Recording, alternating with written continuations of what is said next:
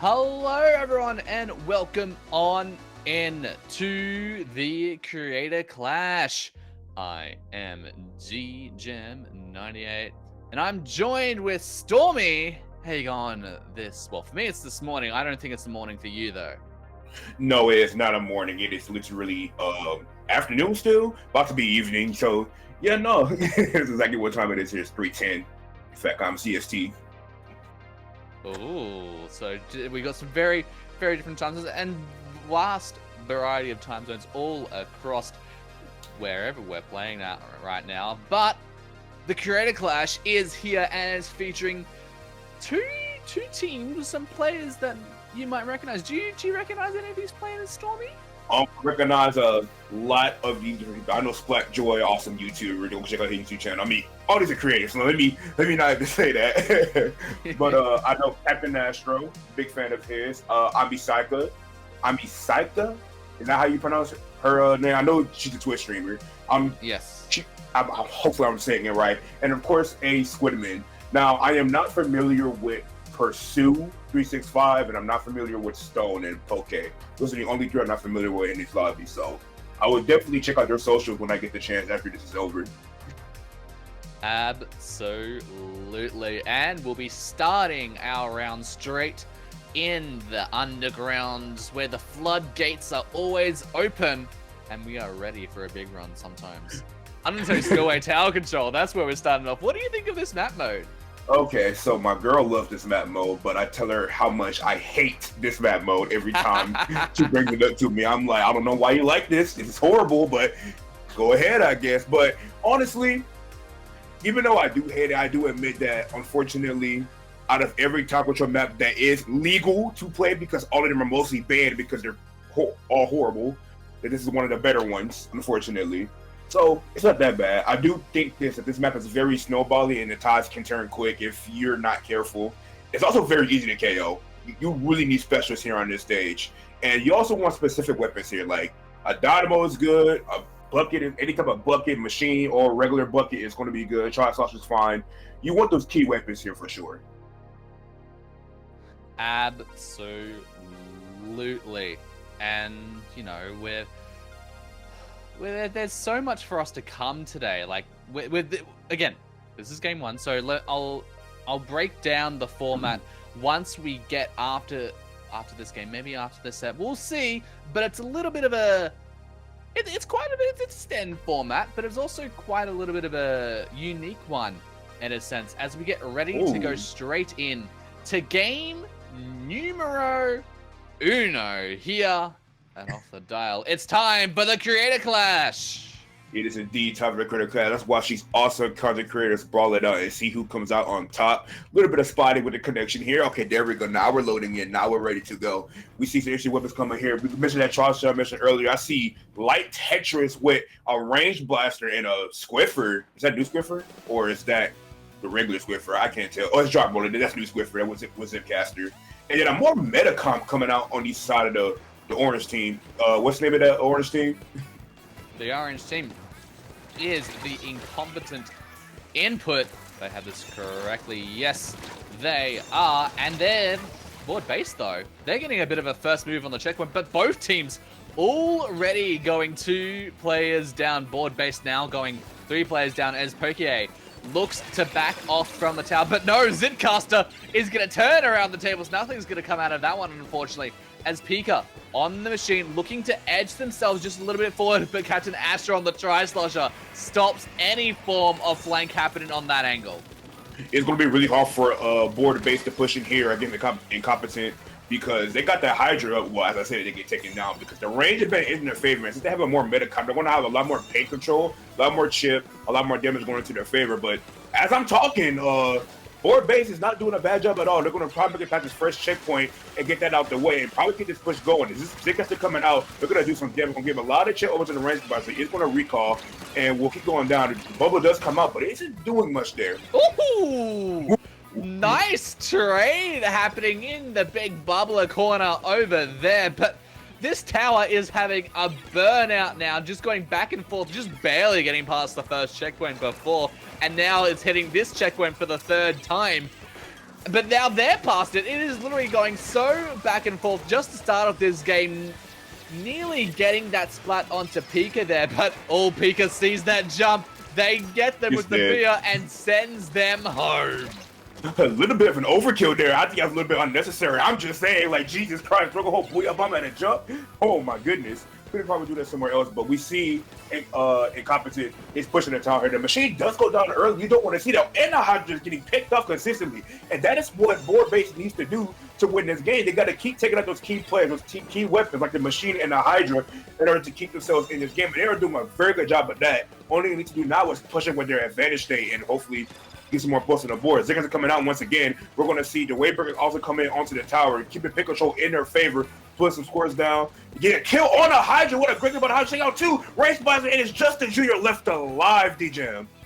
I know, this Stone also going to get start and pushing up high, but Amy all the way on the top. They pop the big bubbler, feeling Stone's blaster shots on them, but can they connect the shots? They connect some of them, but they do go down in the process. Poke pulls out another Zitcaster, getting that splat onto Pika. Can they find anyone else with the Squiffer? No, they cannot. In fact, Splat Droid finds them instead. But another Zitcaster coming on out. They're going to go and jump and land straight back at the tower. They're going to stay alive a bit later. Use all of the dodge rolls at their disposal to just make some space between themselves and the other players there. Are they going to get the splat? Yes, does get the splat onto Pika. And they're going to continue their run and keep that tower on pushing. But only 2 players left alive on the team. That might be the opportunity to opt out. Maybe halt. But no, maybe not. Maybe just keep it strong. Keep the push going. But I think three down. I think I can say that's the end there. Yeah, it's definitely in there. I think one bomb's in there killing everything there, unless I'm mistaken. So now we've got a minute 20 left to go into this game. They have to get a push going here. They still got to make it past that second checkpoint. Abueva coming out a little bit early, going to throw it right there.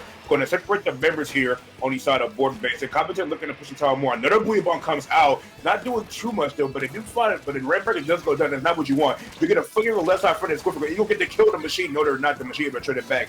Two situations going down with the bubble up. Can they get the kill on this race buster? Yes, they can. There's going to be a jump, and that jump will also go down. This could be a good situation here for the side of board base, but they're just pushing the tower here.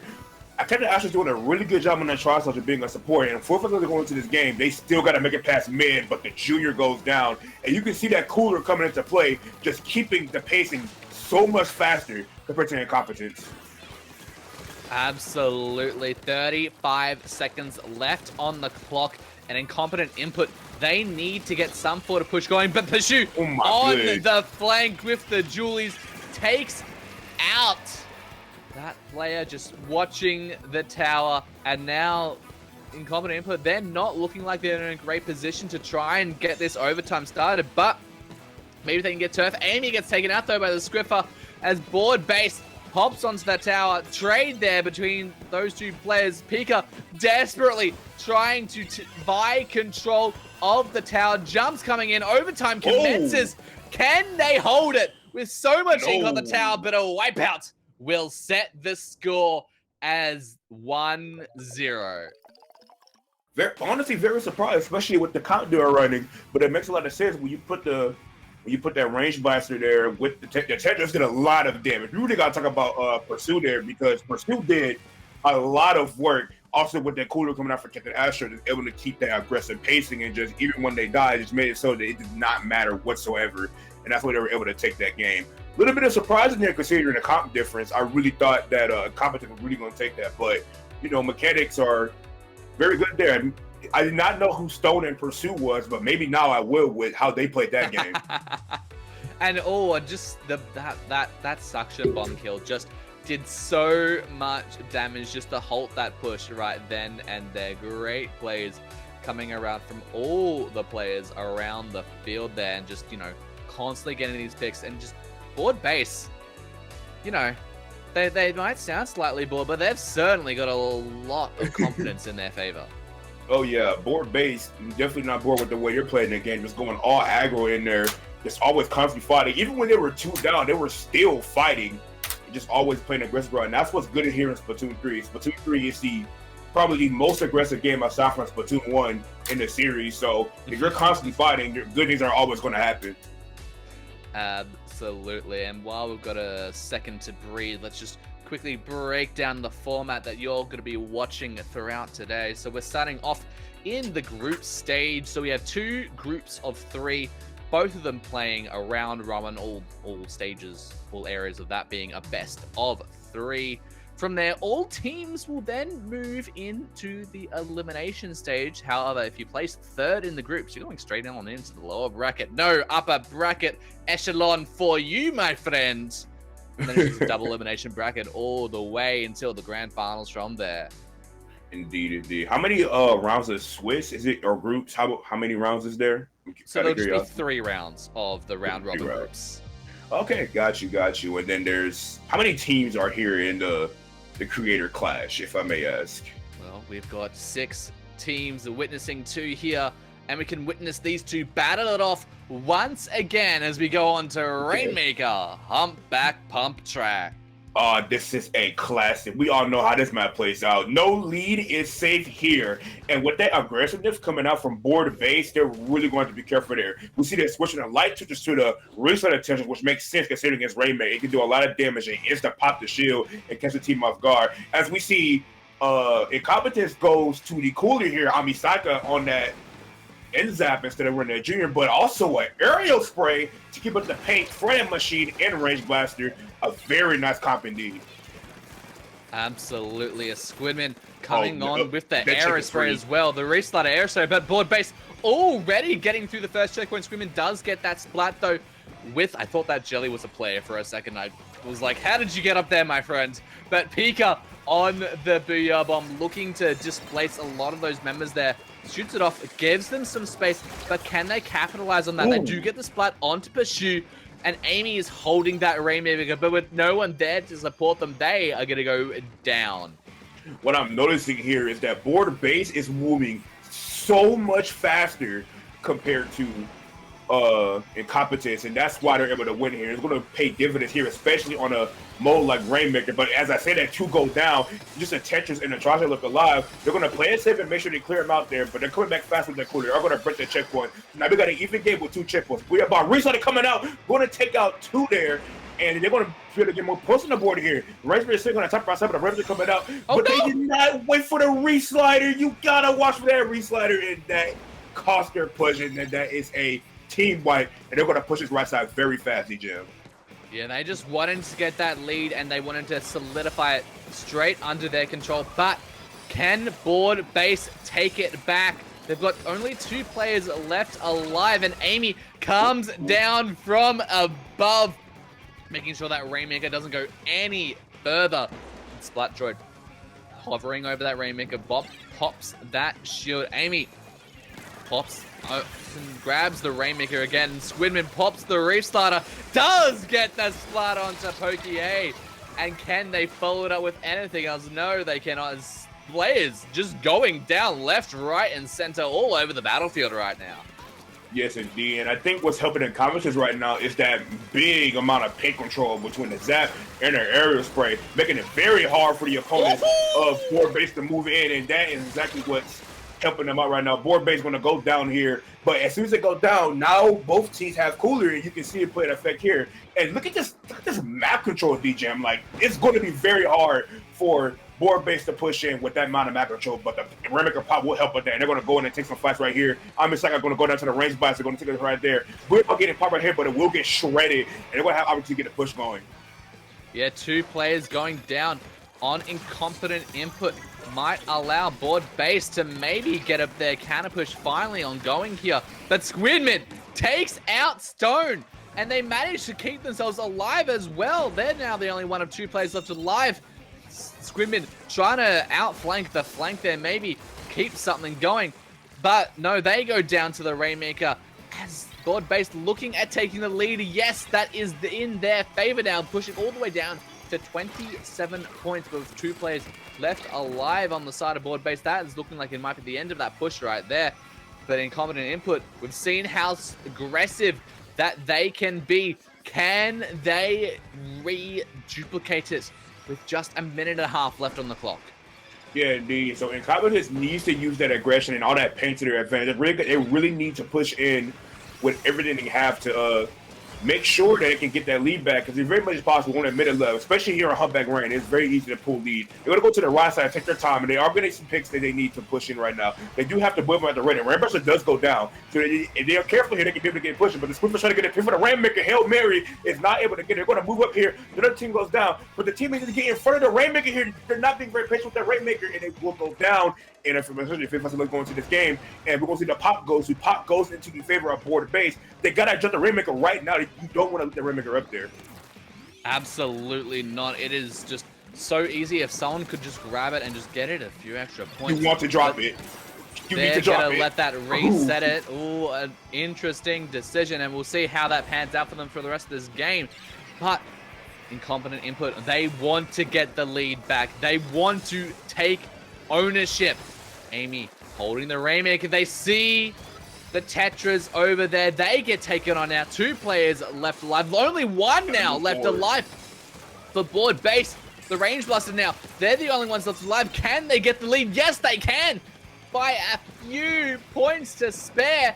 And with only 1 player left alive, a 1v1 on the field. Squidman opting to back out there. They're going to go now into an overtime situation. And they've got a bit of a road to go. Yes, indeed they do. And Squidman made the right decision to move back out there. Unfortunately, that's out of the reset. They're going to push it right now. 2v2 situation going on here. And get up, team white right now. They're going to push it right side, and they go fast. They can be able to get the lead. 3, they're going to make it. They're going to run for it, and they get it with a team white in mid. Oh my God. That is not what you want to see for these side of Incompetence at all. Just all they had to do was sit there, throw bombs, and get still special, but instead they took a reckless fight, get wiped in mid, and they unfortunately did not have cooler, and they were punished. Indeed, you saw that.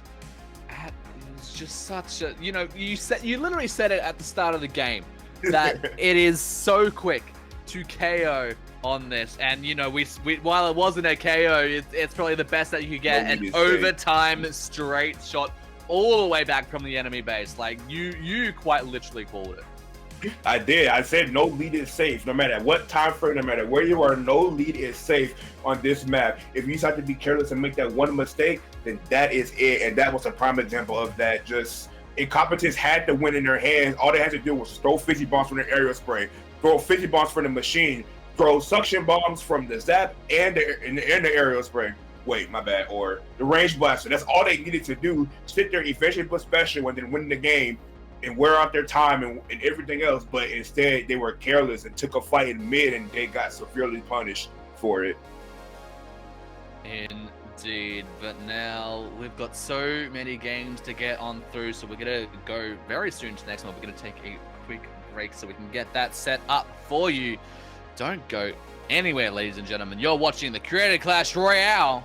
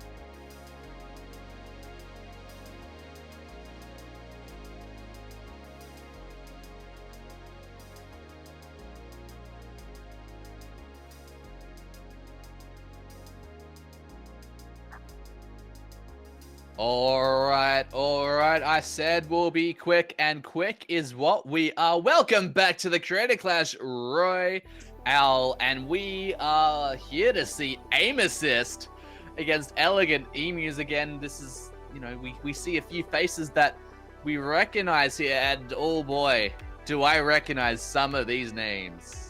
Indeed, so do I as well. One of them was actually on my team at one point. Being Cactus was on my team at some point on Team Persistence. What a great member he was when he was on the team. So secretly biased here, rooting for him. Let it be known now, and he is teamed up with Cornflower, great content creator herself. I'm not sure if their pronouns are she or they. We're going to be respectful here and go with they for now. Dirt Knight, they are also a great content creator. I've seen some of their content, and I'm not familiar with Nug. And as far as the other team, Amos is the first team, yeah? The first I assume. team. Yeah, the first team, the alpha team that we're seeing here. The alpha team. Okay, I had a feeling. I see an AA in one of their tags. We got Hoenn Hero, one of the head TOs of IPL and the founder of Low Inc. You can't forget him. We got Dubberry, everyone's favorite Charger content creator, backline content creator. And the other two, again, I'm not familiar with, but I will make myself familiar. We have Lily and Bambooty. Well, Bambooty, they go by... I had it in my head and I just absolutely blanked. Nico. Nico's where they go by online. They did the recent Sprinkler only challenge inside. If you saw that video online. I think I've seen it on my feed. We're starting. Oh, this doesn't look like a great starting. Clams, Scorch, Gorge. Although they're all here. They're all here. Do we have good news? We have good news. We're starting. Everyone's here. Let's go. Indeed, let's go. And we see the comps come out here, and we see a pretty meta comp come out on the side of aim assist. We got the 52 with the splash and the bamboozler and a range blaster. So a lot of chip and a lot of different specials that help them move in. Double well, mind you, with that. That's very interesting. Now on the side of Elegant, we got that Force Pro, you'll see that every day with the 96 for that Kraken and maybe some Kraken cheese. You'll probably see that. And the shot and range blaster. So both teams running some decent comps here. I hear that you said meta comp, and then I see on the team that we've got a bamboozler and then no Zuka and no tactical on site. Okay, fair enough. Fair enough. But I mean, it's not meta. But if Zuka and Tacticooler didn't exist, then it would be meta. It would be a good comp, okay? So, okay, you know what? Semi-meta. It's like it's semi-meta. Okay. It's mid. I can live with that. I can live with that. Talking about mid, everyone at the moment just dancing around mid at the moment, trying to find picks, trying to find opportunities to go on in. Cornflower gets caught out by the Bamboozler there, and now they're going to get on pushed back, but only one player is left alive on the side of Elegant. It's just, I take that back, make that a full-on wipeout as the Power Clam goes straight on in the basket. See, you see why I'm calling this meta, right? When I'm telling you this, they're running flows perfectly together. All these weapons can complement each other. We see the chip moving up here with the Bamboozler, and then Crab Tank got the ready for the splash, and then the range brother also going to benefit off the chip that the Crab Tank and the Bamboozler provides. It's going to be one hell of a comp to get through. And that is why I called it meta, because it's actually a very good comp. Just see a Tacticooler. That's it. Just see a Tacticooler. Just the one extra thing. And now Elegant Emu's there on the counter push as well. Kraken coming on after the basket's popped. Nub over there. Lead has been switched over, but also 3 players go down on aim assist. And again, that's going to allow Elegant Emus to maybe find some more, but the clam economy isn't in their favor. Cornflower luckily finding some clams up there, but can they keep the basket open for long enough? We do see Cactus over there on the shot. They're bringing up some clams to the rear. They're going to get a few more in. They're going to keep the basket open for even longer, but now aim assist, they're nearly fully back, but they just keep getting pushed back. They keep getting sent back into the spawn pad. And Barry, though, getting 2 spots. Can they make that a triple? They see Cactus there, but they opt to wisely back on out. But 29, a tremendous first push coming out from the Elegant Emus. Yeah, indeed. And with the weapon comes that they're running right now, with that Kraken at the ready, aim assist really needs to aggro here. You don't want to sit back right now, because with Kraken Cheese online and have a possibility to happen, you need to push in and get something going here. See, Kraken at the ready, as we speak. And I don't think he's going down and keep it the power clans and keeping all these clans over to the side of Elegant, that they will be in trouble. But we see Nova going to pop the Kraken just to use it. It's going to try to find some stragglers here. It's not going to find A at the moment, but you can get rid of the crab tank. Doesn't find much there, and Nova will probably go down there. But the 96 doing a lot of work there on the side of Elegant. And so that we see Zuko come out as well. So, man, it's still a stalemate right now as we speak. We see Amethyst keeping all their clans and everyone left alive, but they need to start pushing in right now with these specials. They need to start pushing in, and they have so many clans to their name. But can they deliver their clans on into the basket? Cornflower getting pushed on back there as Aim Assist looking at maybe to gain a bit more space, gain a bit more momentum, move a little bit more forward. But Elegant Emus is touching such a tight position over that choke point there, just making sure that none of Aim Assist's players or clams go through that. But Lily on the crab, can they find any picks? Can they deliver anything? But it doesn't look like, as everyone's going to have to get pushed back. Booyah Bomb is also going to take them out as 2 players go down on Aim Assist. Elegant Emus looking at maybe getting another push going. Yeah, and I think the issue is that Elegant's comp has so much range to their name with the Pro and a 96, and of course a shot with Zuka and a range button. There's a lot of range, and it's a lot to push through. It's a lot to go through, especially when they have that paint control. They're going to dunk a ball in here and get a few more clans to go with that, and bring that pedal a little bit more. But they get, I find another pick there, able to take out some of their Aim Assists. Elegant looking to push it and get a little bit more clans in, but they will go down. We're only just going into this game. There's all of that time left. But it's that range that I'm talking about what makes it hard for them to push in. And I think that Aim Assist isn't capitalizing over each special they pop. They really got to push up with these specials that they're popping and just kind of let it sitting there, just popping them. Absolutely. Owen has the Wavebreaker at the ready, but will they be able to use it before they get taken out? No, they are not. They get taken out by the 96 there. Derp Knight here on the blaster, looking at maybe just eyeing around some corners. Aim Assist does have a power clamp, and Lily gets the splat onto Cactus. Can they find anything else out of that crab tank? Doesn't look like, but they are going to gain a bit of position there as overtime is going to get past the halfway mark. They're going to try and push it even further. Bambooty, they're going on forward, but they get taken on out, and that will be a wipeout, ending game number 1. Yeah, good luck getting through all of that on the left side with all that chip damage and a Kraken and just everything there. Yeah, good luck getting through all that. You really wanted that crab tank to force everyone back, but instead it got popped for them to go back into mid, and that was the win condition there for the side of Emesis, and they just couldn't get it. But for the side of Elegant, they played that. You can't say they played that any better. They cannot play that any better. They played that perfectly with their comp.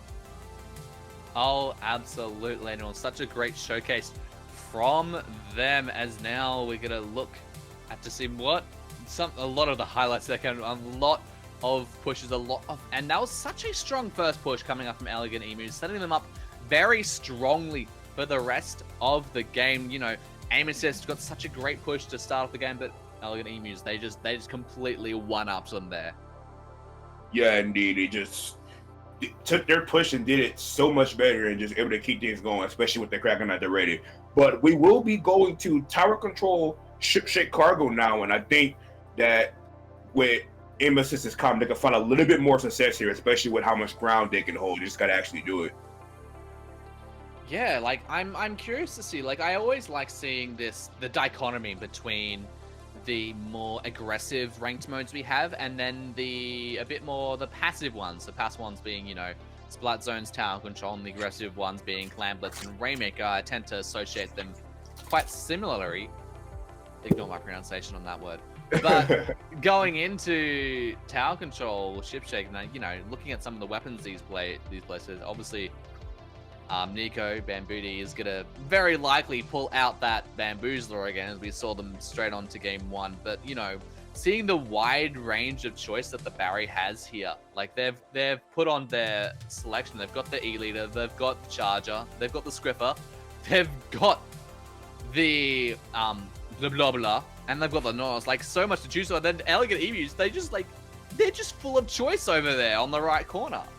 Yeah, indeed they are. The Barry pulled a 52 last game. So if he pulled up 52, then he can easily pull up a feed shot if he really wanted to. If you can play 52. That's all I'm saying. But we will be getting into this very shortly, and we will be taking you guys to game 2 of this wonderful set in this wonderful tournament. Absolutely.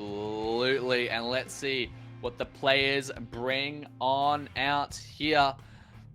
You know, we're starting each of these games with a very long flyover, and it's giving me a heart attack every single time. Ooh! Barry going to go and switch on over to the custom. Is it the Kraken? I think it's the custom. That's custom meat leader. Yeah, that's custom meat leader scope. Yes. Custom meat leader scope at that with that beacon and the Kraken. Yeah, don't forget the scope with that beacon Kraken. Interesting choice there. So double charger with the bamboozler as well. So this is a version of the comp coming out, and then you go back to very basic with the sap and shot. So nothing very special there. But hey, the other two weapons are cool. But you know. Yeah, I'm really curious to see if we're going to see much of a change in how this game plays with such a vast change to their comp, but Elegant Emus, you know, kind of remaining a bit similar. But the Bro, definitely a very interesting pick to come on out as Elegant Emus touches the tower to start off with, but there you go, 2 players down. That's going to now allow aim assist to maybe get some movement going on their side of the field. And Elegant is always going to have a pro, because that's what Cornflower is known for. She is the pro woman.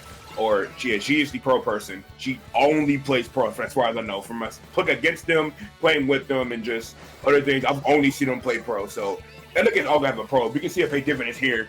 They're getting a lot of pressure here, and we can also talk about this Neo machine switch. So double Zuka, which is meta, right? And then the voices are also going to help mark the members so they know what they're Zukaing. So that's going to be very helpful.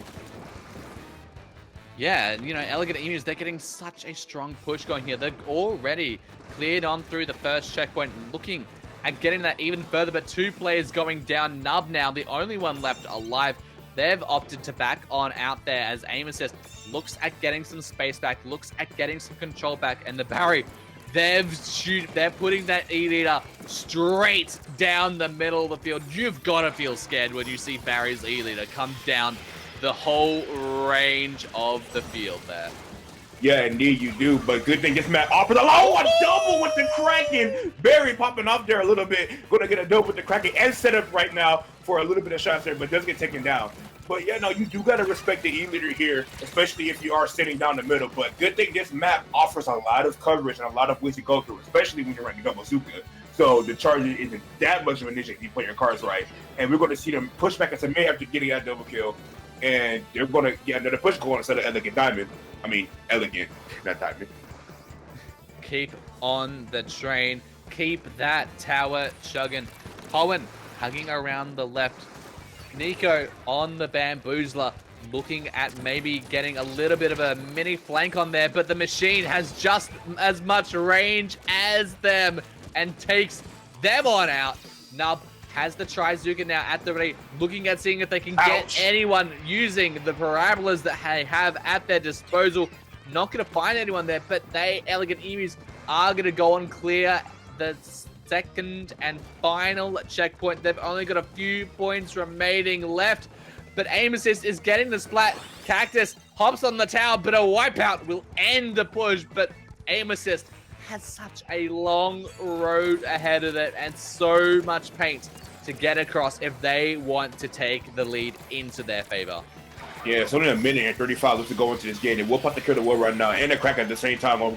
Probably could have gone on top right and indeed the machine just go down. They have a long way to go. This will be very hard to push through. They have 1 Zuka compared to their 2. So they have, at some point, they got to stall out their pushes they can get through. But I don't really get opportunity because they keep going down here on that top left side. Every fight happening on their top left, they are lost. And that's why they only got a 91. A double there by Cactus. It's going to probably put that Trizuka and probably extend their kills a little bit. But it's going to be smart and it's off the hold that Trizuka. Never mind, he did not be smart. Oh, that arc shot! There onto the Bamboozler. You hate to see it. Kai's going to move up there or try to push that top right side. Going to go to fight the Barry and will win that fight and he's successful. Cactus on a killing streak as we speak. Cactus just coming on out. My goodness. They've got the wipeout. That tower is just pushing and pushing. His aim assist, do they have any of their aim assists left in the arsenal, or is it already all used up as that tower is just getting so close? Barry, though, hops on the tower of the Kraken, and you cannot defeat a Kraken. It is hell on earth. It is what squids see in their nightmares. As we have 30 seconds left on the clock. And now Cactus, they see the 2 players over on the left, but can they deliver the splats? No, they cannot. They get taken out. And the Elegant Emus, they're dancing the tower so close to Aim Assist's goal. They've only got a single point remaining left. So Elegant Emus, if Aim Assist wants to take this, they have to go all the way home, but with no one holding possession of that tower. That's going to be the end of the game right there. Yeah, no, they didn't even have to push. They could just go back to mid and they win again. They were basically spawn camping them. I'm not even going to lie to you. They were spawn camping them. It was insane how good Elegant Eve was there to just win the game. And they take this set with a convincing, dominant, clean 2-0. Yeah, absolutely. And seeing the bit of the replay here, seeing what Splats made it count here. we get to see this double on the Kraken again. Beautiful double. Oh, just the chef's kiss of Krakens. That is what you see in your nightmares enough. Just getting those parabolas with the Tri-Zuka Cactus on that flank. You know, so many great plays all around here, but while all players had some amazing plays, Elegant Emus just had the consistency of the aggression, the consistency of being able to push, and the consistency of being able to get both games of this set, setting themselves up for victory, taking on. Yeah, indeed. So, what a great set that was. 2-0 back-to-back, as now we're going to head into set number 3 of the groups, the final round of the group stage, and we'll get back to you very soon on what that will end up being. So don't go anywhere. The Creator Clash Royale will be back in just a moment.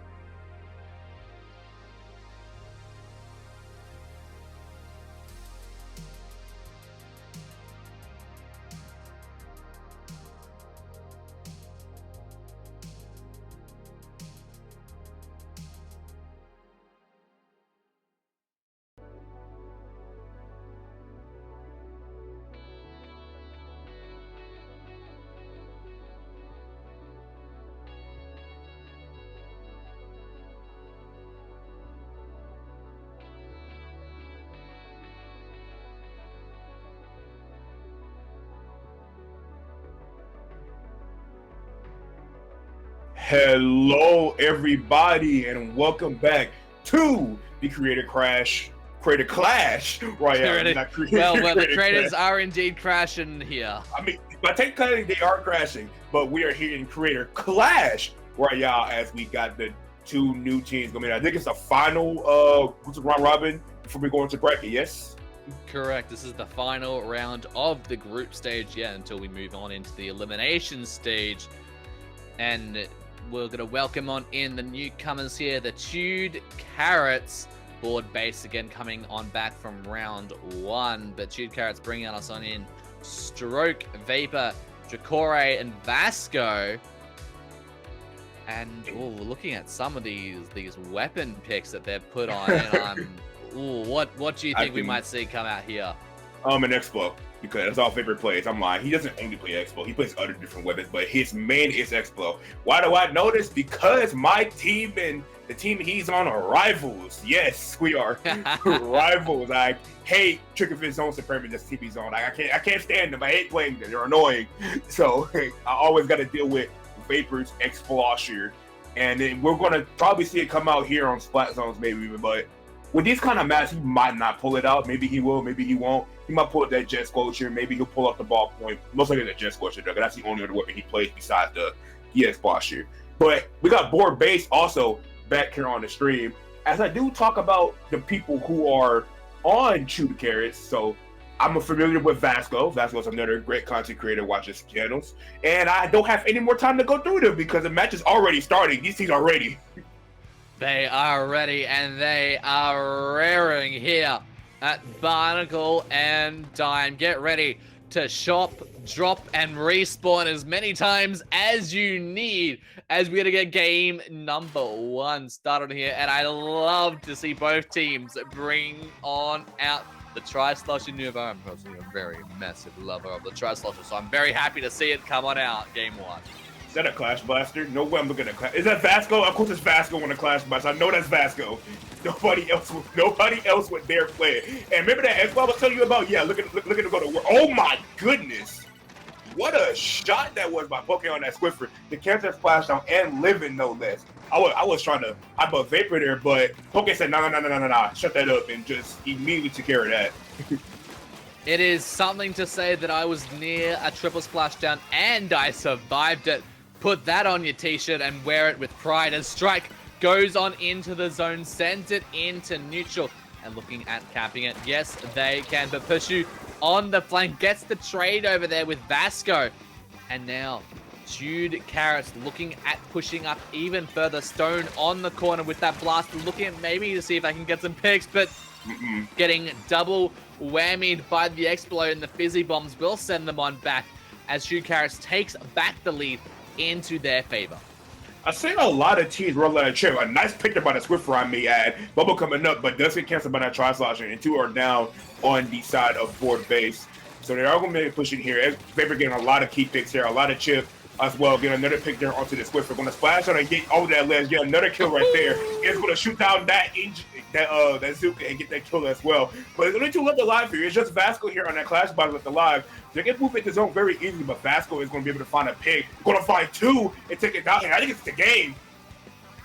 Can the Captain Astro neutralize it in time? But no, the Explo on the other side of the zone, just providing that little bit of extra paint to make sure that you cannot send this in neutral. You can't extend this game. We are knocking you out of game number one. Indeed, they made it look very easy and very convincing. And I see a lot of teams running a lot of chip, and these guys are no exception. With the chip from that Fizzy Bomb, of course, he has Splash here, and just a normal amount of things there. Playing the also came up with a Galugas. I did not see that on board base. They came up with the Galugas Deco with the Points of Zuka, so that's very interesting. Yeah, it's like really great for them to see how well they played around there. Like look at that splash down there. That almost the perfect angle, then the perfect angle back at them there to take them on out. And you know, the last few moments of the match, Captain Astro barely trying to get that zone into their control, but unfortunately was not able to just send it back, as just one member managed to get back quick enough thanks to their lovely sponsored Tactic Cooler. Can we get sponsored, please? I say a sponsor would be nice, but Splatoon needs it. And we're the next map mode we're going to Robo Zones, and I don't think Chew Kara is the one that changed their car. Oh no, oh wow. Jesus Christ, talk about getting in fast. You talk about getting in fast, and we're going to be going back fast as well, as there's already a player missing. We're going to see that game get ended, hopefully. Who's going to... Let's see. Who will get the end? Vapor! Vapor wins the race. Come on down and win your imaginary prize. Look, I got a...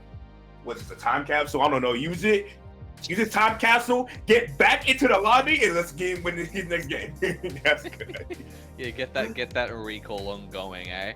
Now, but that gives us a little bit more time to maybe talk about this match. Clan Blitz, Robo Ramen. What do you think of it? Okay, so you usually only see this map for zones and like mainstay competitive, because well, all the other ones are kind of mediocre. Tower is really garbage, probably the worst. I'd like to remind you here that you're talking to the TO of this event. Oh, that's too bad. I don't care. So as I was saying, that's too bad, bro. I'm sorry. I'm straight honest.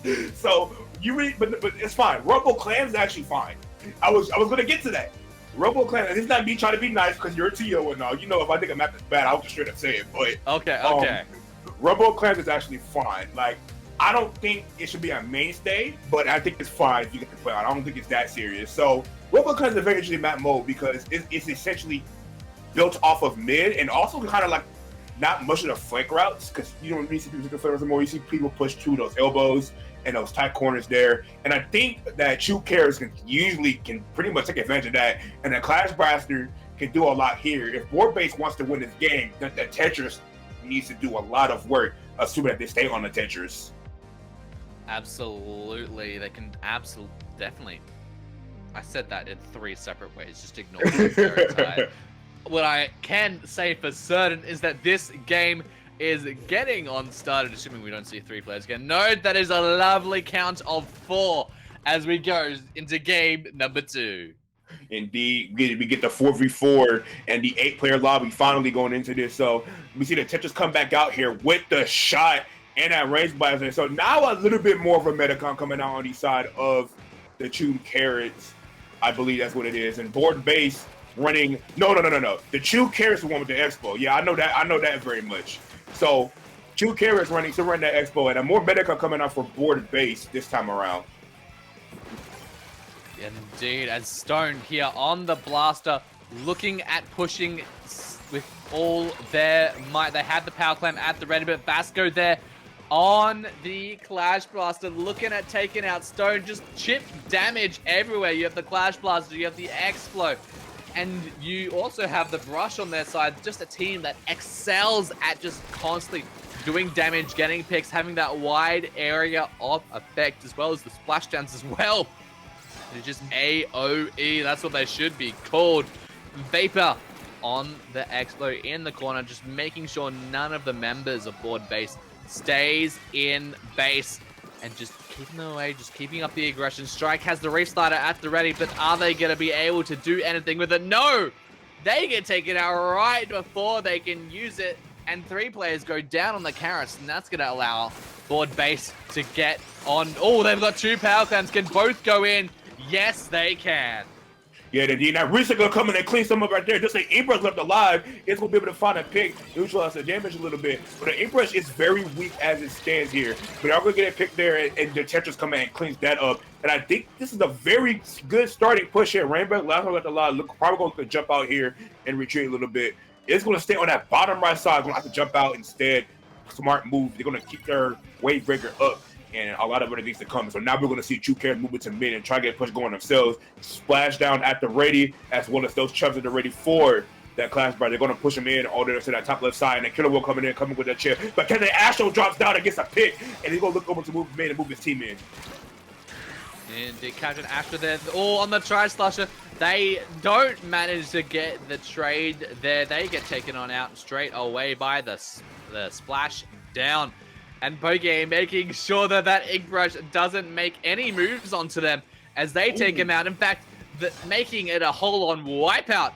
That's going to allow board base to really get so much space, get so much more clams, and just get all completely set up for maybe a second push to their name. Restarter coming out is going to paint a path directly for them, but can they get anything? And no, the return wipeout is now going to give Chewed Carrots an opportunity.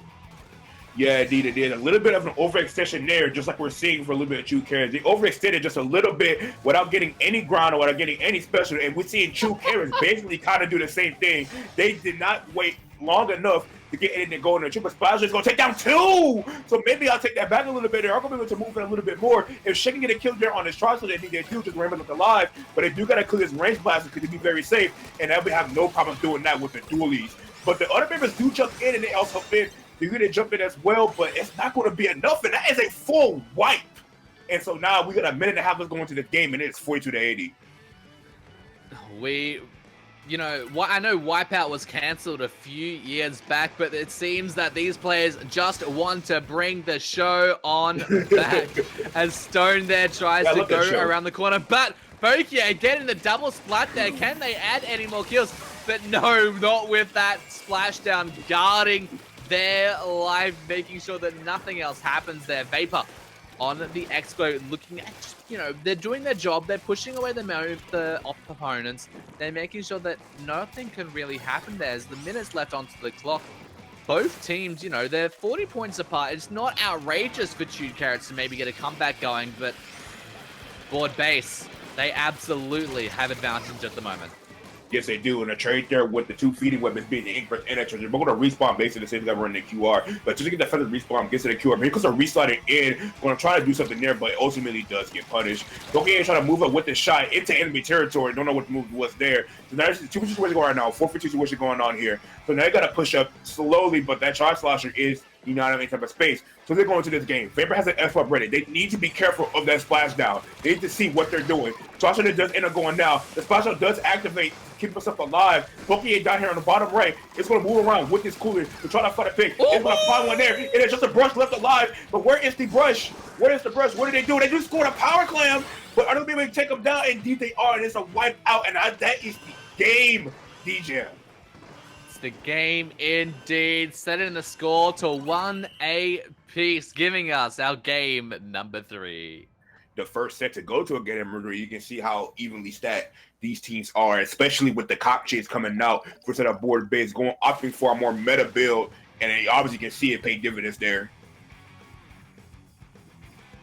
Yeah, it's such, you know, we saw game 1, we saw how well that they just worked together, that they had that synergy together as a team. But then you see the amount of aggression that board based that we saw them in set number 1, and they just decided to bring it on back here for Clam Blitz. Yeah, indeed, you can see you do a lot of work there, and I think a lot of the issue was not even just Chewed Carrots, but both these teams, they just weren't patient enough for their pushes. As soon as they got a wipe, they kind of just ran forward and not considering how small and compact and claustrophobic this map really is, and it decided to just rush in and then just feed and just die instead of just building special slowly and just building ground slowly and wait for opportunity to push in. Yeah, it's just such a great way of turning the tables over from game 1, but now we're going back to the more passive mode. We're going back to tower control. Manta Maria. Now, I know people don't necessarily like seeing Manta. We don't see it a lot in comp, but I personally think it's a really good comp map. Can you tell me otherwise why it might not be? Because I'm guessing you have some ideas behind that. Well, okay, so honestly, this map comes down to personal preference, and for me, I hate it. Oh, I hate this stage. Oh, I can't stand this stage. Like, okay, Manta Clams back. With Manta Tower, unfortunately, it's one of the better tower maps, again, because most of them are all bad. So it's one of the better ones. But personally, if I had to pick between the tower maps, I don't enjoy Tower Manta that much, to be honest. That's just me personally. I didn't like it that much as Splatoon 2. So I'm a weird one, okay? It's just so, like, again, it's one of those weapon dependent map modes. You need a bucket. You want a bucket here, or like Adonam is also very strong here. Like, a lot of weapons don't work as functions here. It's very hard. That much I'll say. To make that a second checkpoint. Oh, but we're going to Oh, have to never see. mind. Oh, and that is happening again. Does that wait? Yeah. It's I three. need to check. Oh, Oh, that was a whole room gone abyss. man. Let's see. Yeah, we will indeed have to see. But again, we're trying to talk about why I hate this map mode. That second checkpoint is so crucial and it's so hard to break through. And then when you break through it, it's by getting somebody over to that left side, that top left side on that ledge to deny space. If you can have one of your players on the pushing side get control of that left side, then you can break that second checkpoint. And as long as you also keep track of flanks and that right side bunker as well. So it's a very easy map mode to say the least. I expect True Carrots to have a lot of advantage here, especially with the X posture up. The way for a board base to counter that is just straight up be aggressive. You can't be scared. You gotta push. Gotta bring the aggression. Yeah, and just something to note as well between, you know, both this match we're seeing here and the other one that's happening off stream. These two teams are eyeing for who will get the first and second seed going into the elimination stage. Ooh. Which could help them determine if they move on to the next round. So both of these teams are guaranteed of heading into the upper bracket. It's just determined, do we verse? So first we'll obviously first, whoever wins first will verse the second placed team on the other group. So it's like, do I want to verse the first place team, or do I want to verse the second place team? It's like, well, obviously you want to make everything to your advantage. But on the other side of what we're not seeing, those two teams are eyeing off to see who will actually get to go into the upper bracket and who goes straight on into the lower bracket fight between second and third over there. Just a little bit more context to see what's happening all around you as we're in the final round of the group stage. Indeed. And what are those other two teams fighting for a spot in that top bracket? What are the other two teams, if I may ask? Yeah, who are they? They are the wait, that is not who we're saying, right? No, yeah, it is Aim, Assist, and Dazzling Dealer. Ooh, okay.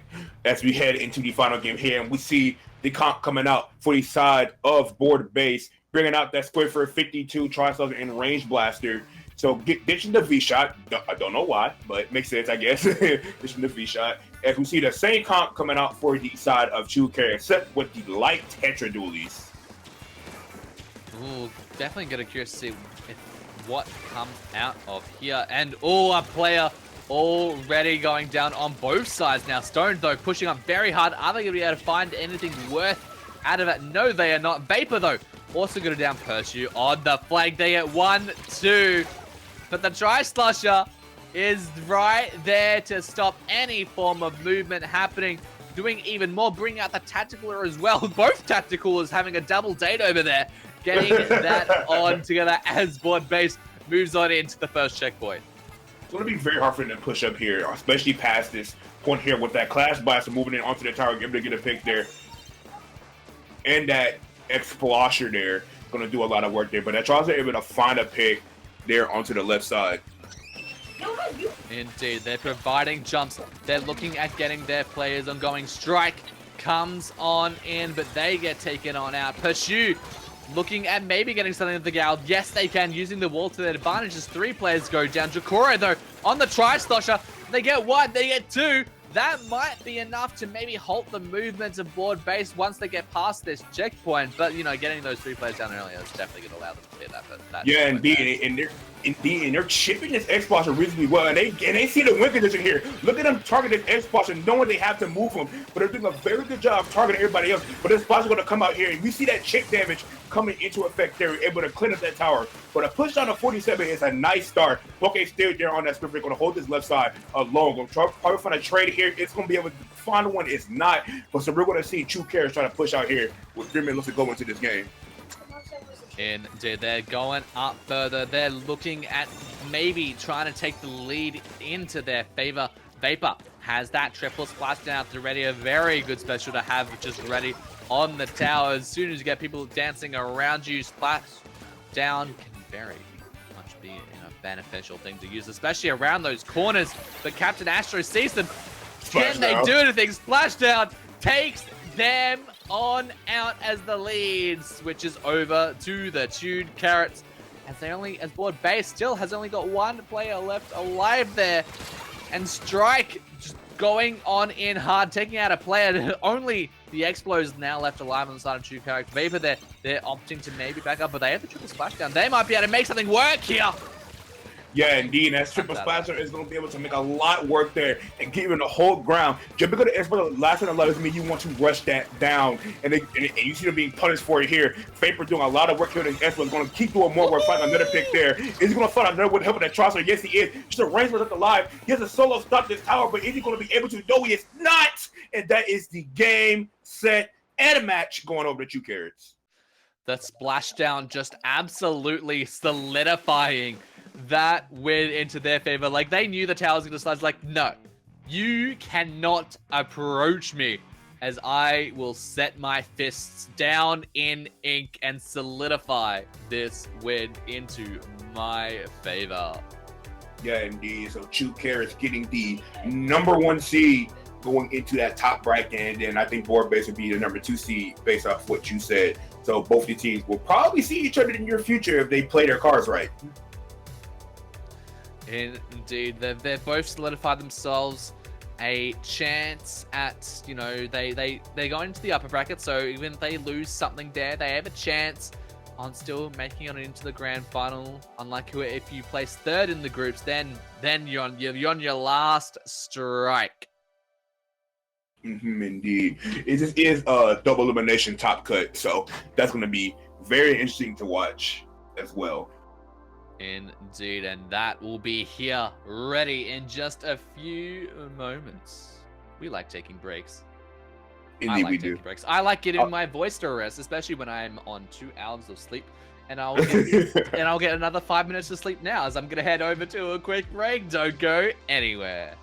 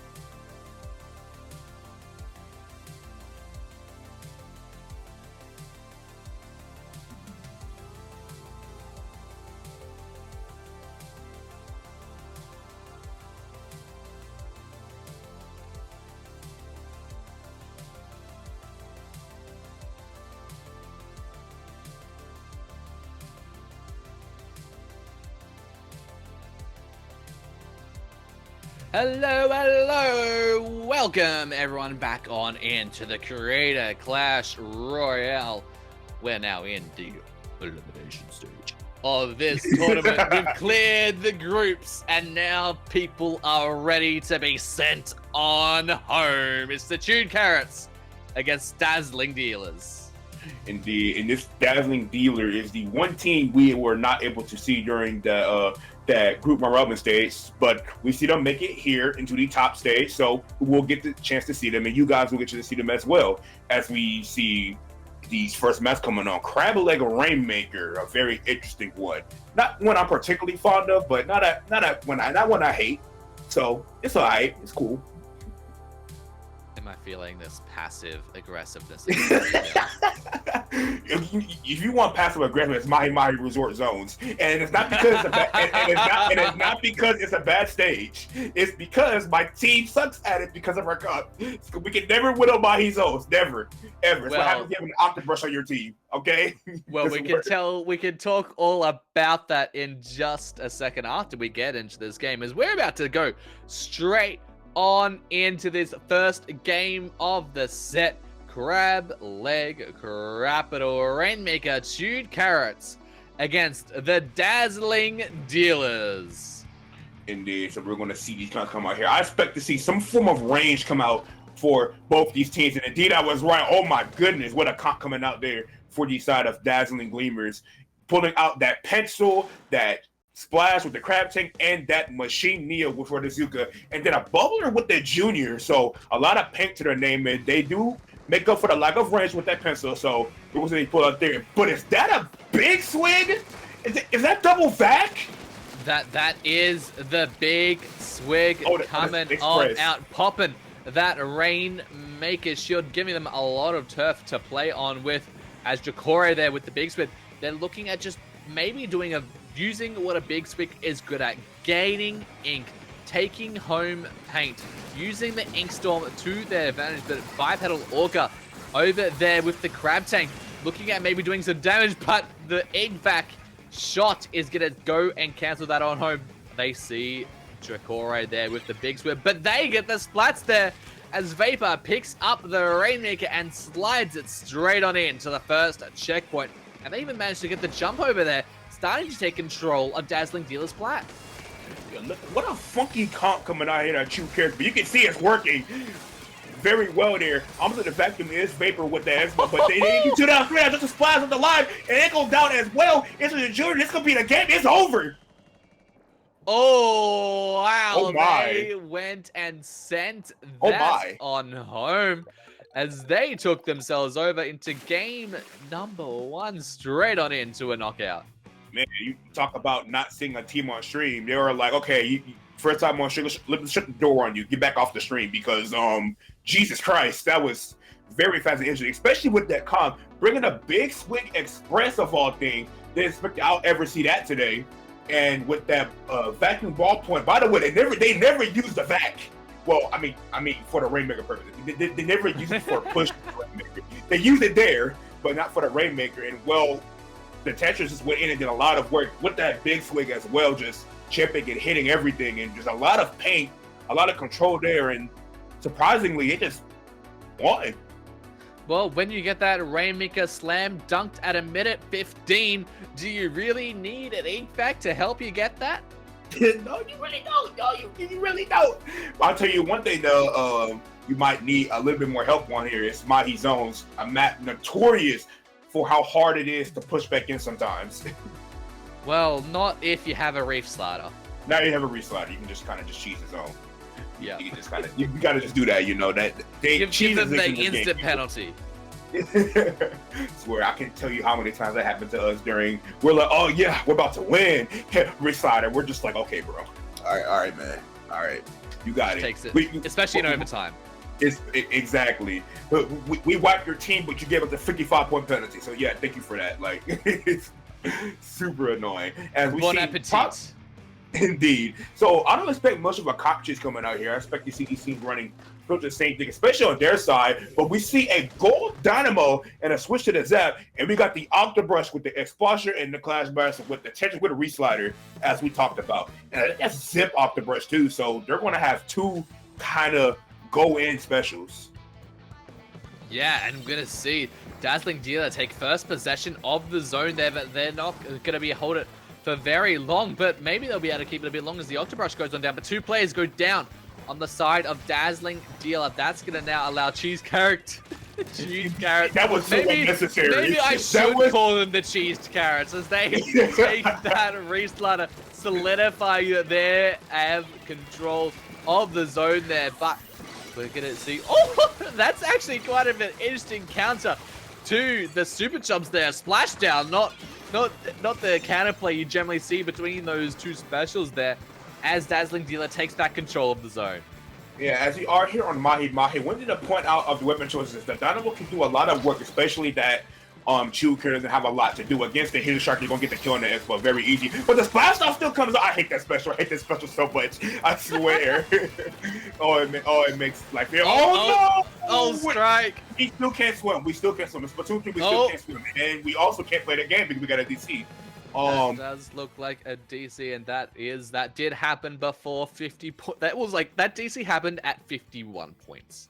That's so unfortunate for Dazzling Dealer because they had a very good chance to hold a very good opening and just a lot of things going in their favor. And one thing I wanted to point out was that Junior is very, very strong on Mahi zones, and they could use that a lot to their advantage. Put the bubble up for the Dynamo and just get free chip, free space, and all of that. But that is highly unfortunate.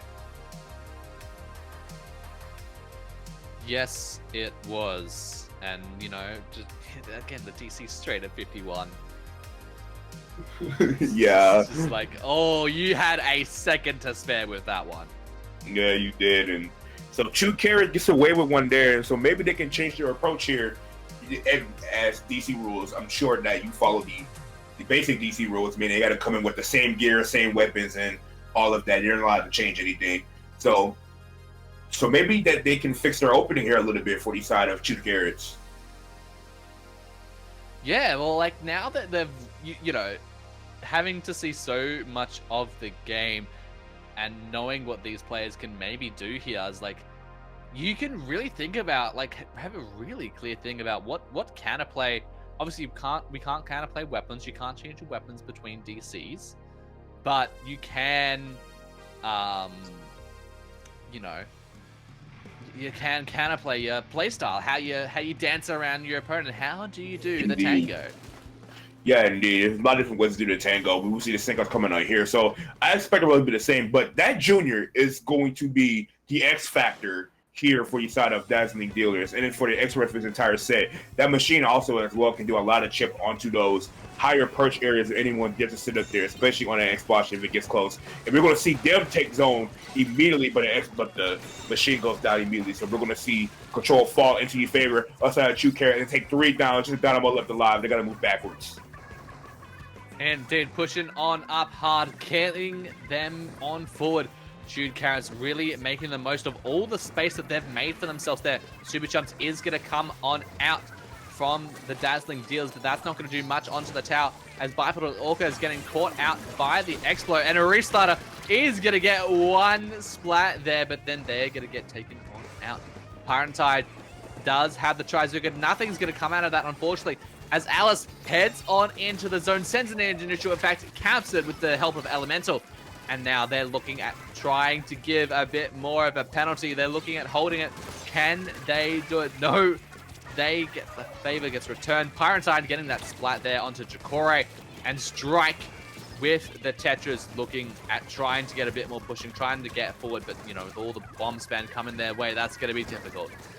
Yeah, and it's going to be difficult. The Junior going down there is massive for inside of two carriers, getting rid of their main pacer and main bomb spam as well. We see Power Knight just chipping pressure under the ledge. They're going to have to jump out here. Kudo coming out. We'll see. So we'll come out here towards this left side most likely. But that reset has something to say about that. And that suction bomb right there is going to help them take care of it. And they take two down there. It's just a bubble of the line, but the Junior goes down. Again, their main pacer. The just going to come out to the zone, but it's not going to be enough. They're going to just go down. Elemental has to want to fight her on the left, but it's indeed faced with that Clash Visor and with the exposure shots. It'll be very hard to move in. Indeed, Chewed Carrots is such a dominant control of the zone. The Dazzling Dealer able to give them that 60-point penalty. Splashdown also takes control of the zone straight back on in to their favor. I'm noticing the Chewed Carrots, they like to have the specials that just insta-cap the zone.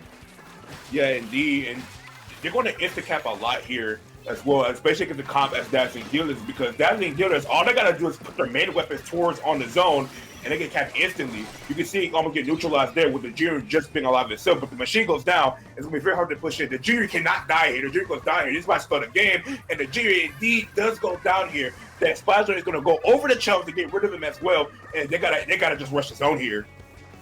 They have to, but they're too far away, and the members of Dazzling Dealer are possibly ready for them. It goes into neutral. Can they get it? Can they take control of the zone? They're dancing around. Explo's the only one left alive, and they do manage to get it. The Explo opting to jump on out there, giving Chewed Carrots a 49-point penalty. Yeah, indeed. I told you, all that Dazzling Dealers has to do toward the zone is put their two main weapons, aka Zap Jr. and Adonamo. All they got to do is all simultaneously pick the zone. They can just paint over anything. But that Sparks are going to come down and just wreak havoc there. Going to be able to get a double there, as well as help assist with other kills as well. So we're going to see Chewed Carrots just have a little bit more front foot forward here.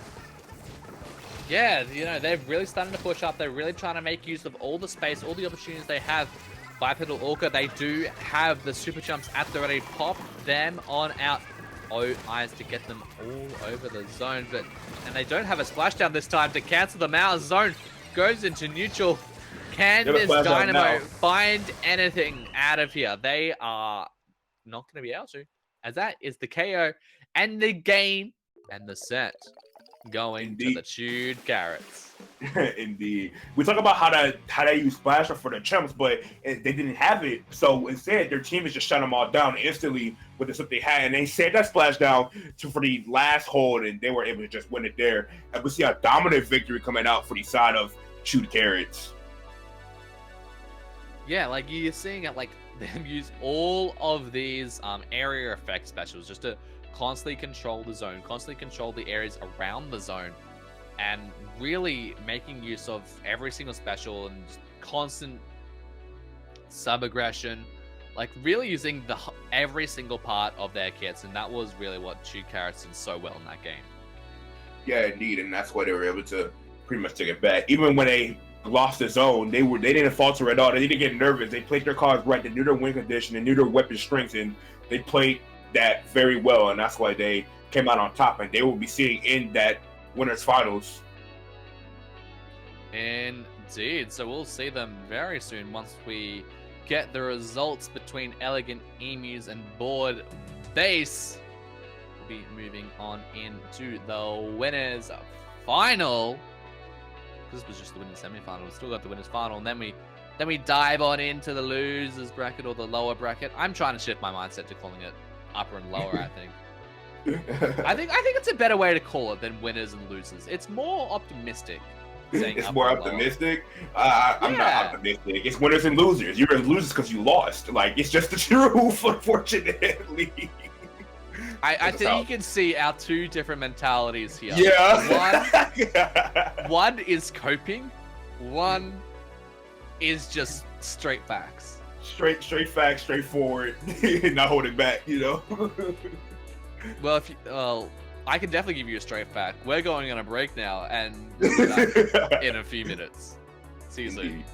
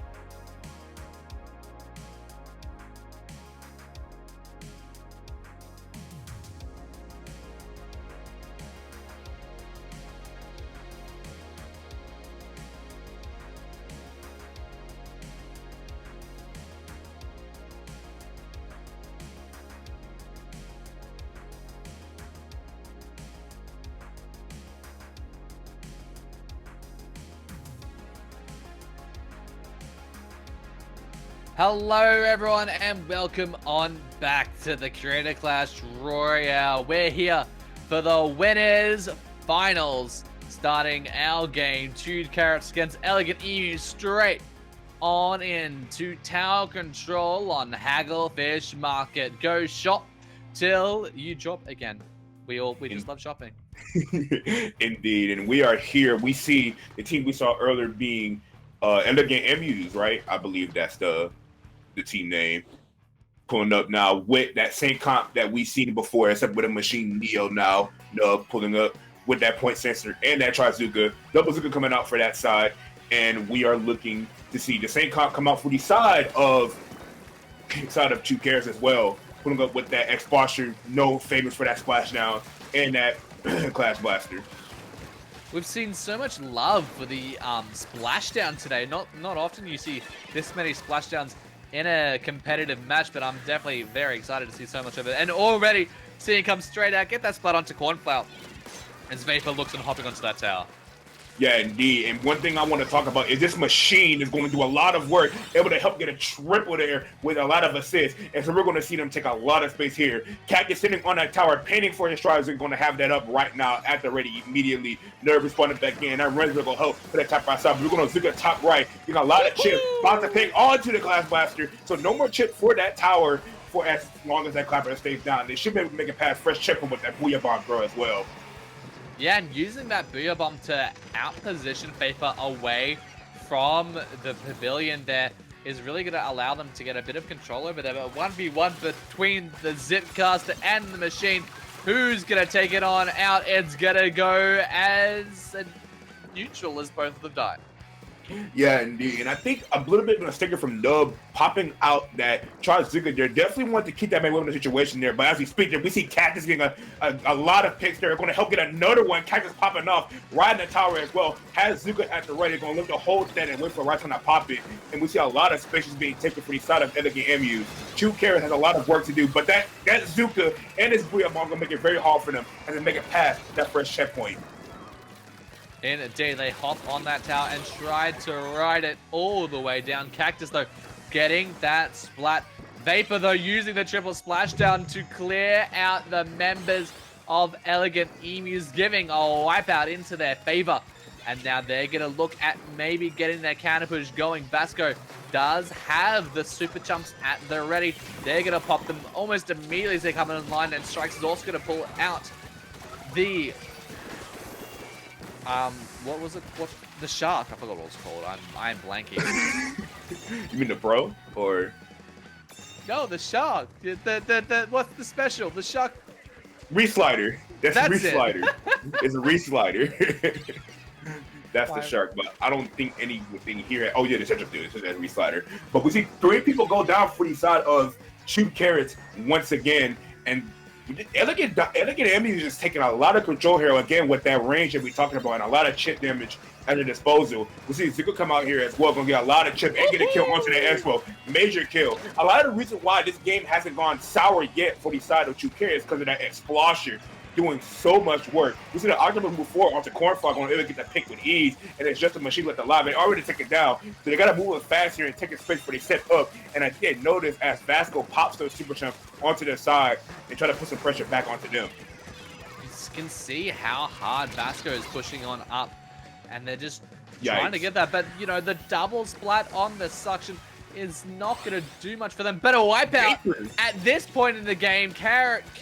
Chewed Carrots now looking at a very good position to maybe take back the lead, as Elegant Emus are now pushed so far back that wipeout is easily going to allow them to get that lead on into their favor. But with the brush, the only one left alive, them being taken on out, sending them into a returned wipeout. Elegant Emu is going to take back the space that Chewed Carrots took away from them just a few moments before, and now they're going to look at setting themselves up to get a push going. Yeah, indeed. We got to talk about how fast that Elegant Emu was able to clear that tower, even though they're in advantage state. We see the resetter coming out here. He's going to take out 1. He's going to probably going to take out 2, but they do trade that. The Buebo coming out there, he isn't looking to do much there. We see that Clash Blast from Vasco coming onto that left, looking to pressure that tower. Cactus has to be careful with that range, but he's able to get that kill onto Vasco. What a nice pick there. 30 seconds looking to go into this game, and in favor is in our favor. Cat is sitting here on his tower looking to do a lot of work, but they're just neutralizing picks there. Vapor has that splash on ready and a zip ready for that Octopus. They got to be very careful how they approach. But they are able to take out Vapor. They are going to take them out. They're going to look at maybe doing some more damage there. Vapor on the Zip Caster, trying to find more, trying to find picks. They spot a super jump there, but are they going to be able to do anything else? They're going to take out the player that was guarding that. As Elegant Emus just wants to look at getting the lead back into their favor with only 4 seconds left on the clock and a soft wipeout. And a splashdown just to solidify that is going to easily allow them to sweep up game numero uno. Indeed. What a great back and forth game that was. And I think that win condition there was definitely Vapor in that expo, just giving so much chip. And they were able to just get a wipeout when it looked like that Elegant Emily just had a hold, but you know, it's a Splatoon, anything can happen. And seeing that very early wipeout there again for the Elegant Emus, giving them so much momentum there the first half of the game. But you know, you see these splashdowns, you see how well they just work at being good at just getting that, being a bit defensive, and that wipeout. So essential for them taking back the lead. Like, without that, I don't know if they would have been able to take this game at all. Like, just Elegant Emus were just so around the tower when they had people alive, but getting a wipeout at that position, that just gave them so much momentum. Yeah, indeed, just being able to take it from here. Also, this is best of 5 now, so we will be seeing 3 games. The team needs to take 3 games to win it all here in a set. So, yeah, a lot more Splatoon to be played for both these teams. And by the look at it, this set can go the distance all the way to Garbage Royale Tower Control Airport. It's horrible, man. I'm sorry, it's horrible. Game 5. It's game 5. So wait, hold on. Do I see Barnacle Rainmaker? Oh no, no. Someone sounds happy. that is a laugh of hysteric. I'm going insane looking at that. That is Barnacle Rainmaker. Oh no, we do not play that. Is that Wahoo Zones? No, okay, we do play that, but not that much. But Barnacle Raid is crazy. From the sounds of it, you love this set.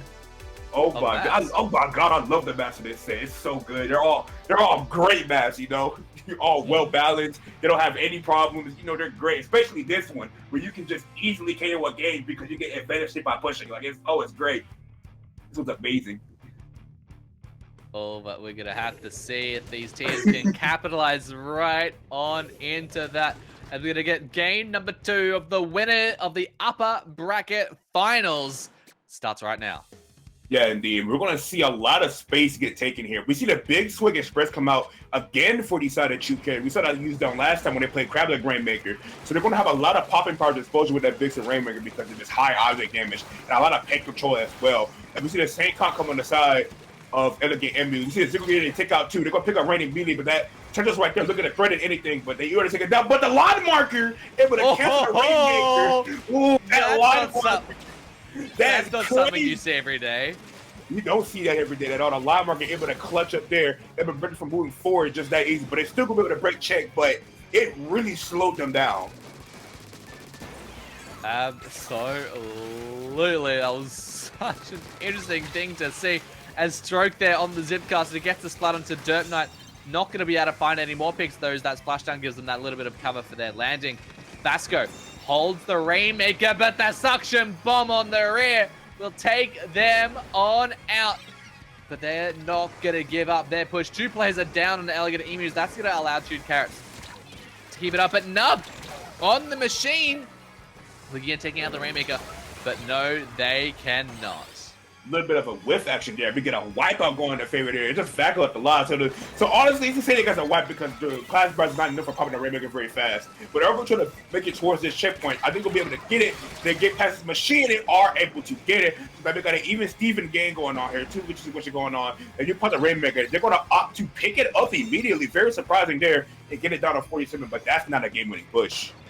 No, they just wanted to get that lead into their favor since it was just the checkpoint that was holding that. And now they do hold the lead. All they need to do is lock it down. But they've got 3 minutes.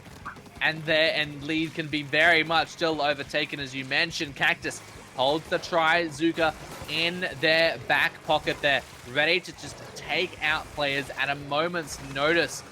Chukore is getting held on back. There is just so much splash happening around the field, but Vapor on the Explorer and Stroke on the Zitcaster. They together take out the Rainmaker. 2 players then go down on the side of Elegant Emus. Vapor picks up the Rainmaker and takes home Derp Knight.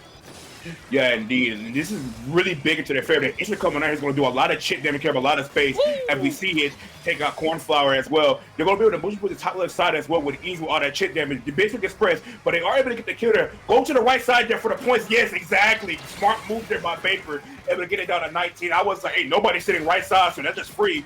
I was just thinking that. And so, of course, Vapor being the smart comp player that he is will take that right side.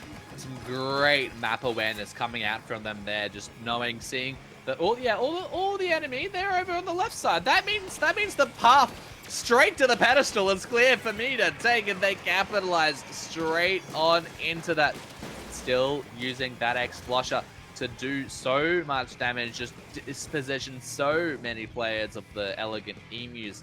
Jude Carrots just looking at trying to find a way, trying to find where the Elegant Emu's breaking point is. And a splashdown going to go straight onto the center of zone, but Azuka, knowing where they'll end that splashdown, takes them on out as 2 players go down on the Jude Carrots. Yeah, getting that T-Up is good enough, but they kind of wasted a lot of respect to get there, but they get this space there. Just a machine on the line. Cornflower has to stay alive. They're able to get the pick there. And it's just Vapor left alive. Just an expulsion, but he is going to be able to hold a lot of ground solo. Nobody's looking to move up, but Vapor sees that and trying to cancel it. He'll kill the Rainmaker once again. This is going to take her down 2 for 2 once again. Left alive for you. It's just Derp Knight and Cactus. Those are the 2 weapons you want alive. You want that shot still up here. And we're going to pop up to that Rainmaker. Or they're going to try to rush forward. They're going to try to pick. If you find a trade there, they're going to rush for it now. And they're going to get the lead. They do get the lead. No, they do. They got the lead by a point. Get the lead. All the way down to 18 by 1 point. What a nice job there, but this game is still not over yet. Just like Comeback, this game could go by very, very, very fast. And so now we're going to look to see what they're opting to do now. Vapor narrowly getting that machine when they picked up their Rainmaker, just keeping themselves alive. But now, with 30 seconds left on the clock, 2 players down on the Elegant Emus. Can they take back the lead? Azuka, though, watches the edge, clips them through the wall, and that is going to send that Rainmaker on back out of anyone's hands. Only 10 seconds left on the clock. They tried to reset it. Trying to reset it, but they get taken on out. It didn't work. Now they got a chance to put the Rainmaker, but the Rainmaker's alive. It's just Vapor left alive. He's gonna pick it up. He's still alive. How is he still alive? It's just the pro. Is he going to get the lead? Corner of the clutch up. They just hurt, but it gets canceled. That's the game. Oh boy, you saw someone. How did he live? You saw someone try. They tried to grab the Rainmaker, but they just picked it up and tried to reset it at the same time. But they just picked it up just a few frames before them, and luckily able to take the lead back on into their favor. What an overtime. What I told you, just like Cutback, no lead is safe. It is very easy to rack up points here, which is why I got a problem with this map mode. It just feels like nothing you do matters. It's worse than Humpback in that regard. But literally, what a game. What a game. I don't understand how Vapor lived. I'm still confused to this very moment. Let's see this replay. Like, I would really like to see how Vapor lived. What a back and forth game. Are you going to come at me now for having this map in? Hey, it's the SIF. It's still horrible, but it was fun to watch. It's not fun to play on. It's fun to watch, though. It's not fun. It's fun to watch. It's not fun to play on. That much I will say. Okay. Okay. What about Wahoo World Zones? Is that fun to watch? Oh, it's actually boring to watch. I'm sorry. that game it's such a stalling map, obviously, and it's so big. It just feels so out of place in this game. It's like, I don't know how to explain it. In Splatoon 2, I didn't mind it. I just thought it was like a neutral map mode. But in this game, with how this game functions and how it works, it's just it's strange. That much for the very least. It isn't horrible. Like it isn't Barnacle Dime Rainmaker bad, but it's definitely not one you always see. So honestly, it's neutral. I'll just leave it at neutral. It's neutral. Okay. I'll take that. I'll take that. What I'll also take is if this game starts. Thank you. Yeah, give me the good, lovely news out of you, DC. Oh my goodness. Okay, so we ditch the pro for the V shot. So we just going straight double shot here. We're going straight meta for double Zuka. And we're trying to win here. That's what I'm saying. A lot of pay for that range badge to function with. Absolutely. Double Zuka and the tactical, it's a booted off, but Vapor on the Explo. Yeah, while you can bring the meta, if you bring splats, that's going to be even better. As Huge Carrots pick up the first possession of the zone. I just want to comment that Two Carrots, each time we see them on stream, we see them like 3-4 times already. Their weapon that they're playing, even though it isn't nowhere near a meta comp, they look comfortable. Like, they look so confident about what they're playing. The Tetras, the Explo, the Clash Brothers, they look comfortable. They look confident. They look like they know what they're doing with these weapons, and that's why they're winning. As I said, that they do recap the zones, so I'm not judged by elegant MUs. Indeed, they do. And now they looking Reef all but Slider. can the Reef Slider cheese. That's going to be something they're going to have to fight on against Nabon here with the shot. Looking at maybe doing something with that Zuka. Can they spot any players? Can they get any picks? Yes, they get it on Tabasco. Can they get the Tetras? Yes, they can. And they managed to hold on to the zone. Got a few points penalties, but that's going to be very easy to clear. The only small penalty there, as all the members are now tactical it up, ready for those quick respawns. Yeah, indeed. They're going to push up really hard here on this left side. Kakase going to fight here on that shot. Is going to be able to. Actually, they do not get any picks here. In fact, they get taken down. So they might be able to cap the zone with that restart. And indeed, they do. Able to force that penalty and take a lot of space as well. You got another kill onto the shot. Zuko coming out as well. But is it going to find anything? So the three should just kind of get wasted as control is falling over to the side of Two Carrots. Yes, there are, and Stroke there just guarding that edge, just dodge rolling to make sure you shall not pass. Vapor then takes on up the guard with their Explosher on the corner of their Cactus, just trying to get their Zuka charged up. There it is, but can they get any picks with it? No, they cannot get that little bit of damage, but the damage is not going to be enough. Vapor also trying to use the Zuka to their advantage, but no picks are coming out of a Stroke on the Reef Starter. Nothing's going to come out of that. Only 3, 2, 1. And that will be game 3 going on in the favor. The game, set, and match for the Two Carrots. They look at the strongest team, the most coordinated, and the most confident all tournament. You just see it right there, able to go up 3-0 in winners finals, and now they are waiting in grand finals. Indeed. They've set themselves up. They're all waiting to go. They're just gonna have to see who will join them from the lower brackets. I'm gonna have to wait a little bit of a moment. But just that match was just Chewed Carrots just held on to that zone so well.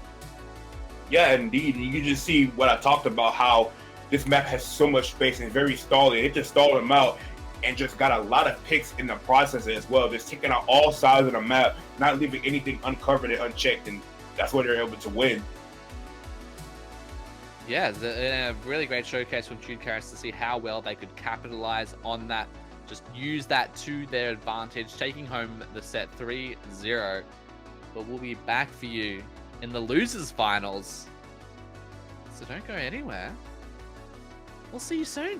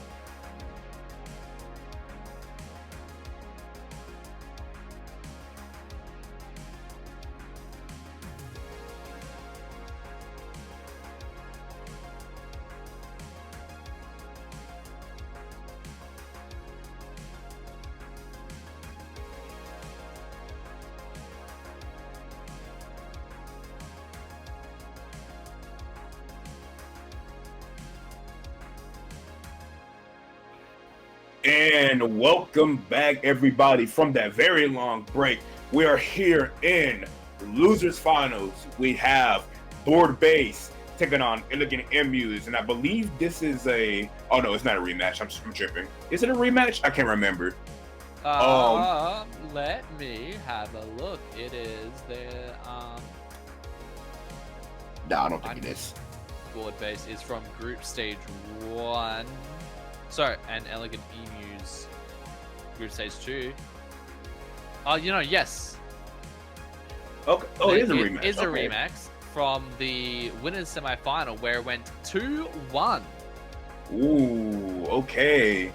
And I assume that Elegant Emus won. We saw them in winners final. So they get to fight here in a best of 5 situation, and we'll see who comes out on top here. We have starting on a crab leg of Rainmaker. Not expecting much change from the side of Elegant Emus. But let me see what Board Base pulls out here, as the weapon that they usually play might not be the best here. Yeah, like, we Board Base, they've filled up all 5 slots that they could bring out with their weapons here. Like, hey players, you can put in 5 weapons you can play. There's like, yeah, we will fill that, and then Pursue, I've got a feeling they like a particular class of weapons. I don't know about you. Yeah, they kind of do, but they made it this far and played this well with the weapons that they have at their disposal, considering that they brought Elegant Emus all the way to game 3 back in the winter semis. They looking for a redemption here, and maybe Stone could pull out that Nautilus there, and maybe it's a little bit more range. Captain Astro might pull out maybe the bow if they want the more range, but they might go with that Tri-Slosh and the Valor instead. But it's going to be very hard for them, especially considering what Elegant Emus runs themselves, being like access to Zuka and whatnot. Access to more than what they got 3 players who have the shot Zuka in their back pocket, and I'm sure, looking at Cornflower's weapons, I'm sure they've got a pocket Zuka as well there, like that. You have shot, essentially. We could honestly see a quad shot Zuka come out of them. It'd be very unlikely, but it could happen. Yeah, indeed. It's unlikely, but you very much can see it happening. And wouldn't it be a bad idea here, considering how this map is built? They're like in a triple shot, automatic win. But we see a Nautilus with a 52 and a shot and a Zach come out here. Still a good comp. And we do see a little bit of range added to the side with a weapon that I think is not that good, but a very interesting choice to see. I believe those are the... Crap, how do you say those dualies' names? The Dowser Julies? Dowser, right. Dowser, whatever. They're the same thing. Dowser dually. And the reason why you don't see them, and that's why. Well, a wipeout to start off the game is certainly going to allow Elegant Emus to very easily clear on through that first checkpoint and maybe get a few extra more points to their characters. Throwing up that suction bomb, hoping to get a few extra splats, but Nub just pushing that Rainmaker even further, getting it all the way down to 26, and with 2 players down on both sides. Maybe they'll be able to get it a little bit further. Yes, they are going to get a few more points on the board, all the way down to 21. But Pursue going and pursuing, making sure there's no members left alive on the snipe over there, just clearing them all away. And they're going to maybe try and let that Rainmaker reset, but you need to pop that shield on first. Yeah, indeed. And just like all the other Rainmaker maps in this tournament, no lead is safe here on a crab leg. This can easily turn around, but by the looks of things, Elegant Emus here is playing a very fantastic game, not letting anybody sneak on through or get close anywhere to mid with that paint control and the use of the specials and their kill power. Cooler coming out there as well is going to help them sustain a little bit more control. Cornflower unfortunately going down, but that is okay, that she will be coming back very quick with that Cooler. And the 52 is doing a lot of work, but getting pressure back as we speak by that crab tank and that V bucket that is moving up and taking a lot of space will probably end up going down and all as they do. But they are going to rush the right side and hopefully get to that checkpoint. But I think no, they would not stop them at all and break the check, and now they have a big chance to get some points on the board. Possibly, but with only Captain Astro on the Tri-Slosher left alive, that certainly is going to be the end of that push there, as they're trying to hope to get a few extra picks there, just dancing along the great spot with people eyeing them off. But maybe they'll be able to get 2 splats instead of getting taken out themselves as well as get that tactical and ready to get on popped on out. Nub, one of the only players left alive, they get taken out by a combination of the Gal and the Killer Whale now, as Stone pulls out the Tri-Strikes, looking to give that bit of extra coverage there as they look at pushing that Rainmaker even further. Nub on the Gal. Oh, the shot is the only one left. No, Oh, the triple of the Zuka! The Zuka triple! Oh no, I was like, oh, they're about to pull lead, but the Zuka comes out and just snuffs all hope. And Cornflower, if they get that pick, is going to find another one on the Thousands before trading in that back. And oh, that was their chance, D-Jam. But Zuka doing what Zuka does best, crushing dreams, ruining lives, and just making the game a pain to play.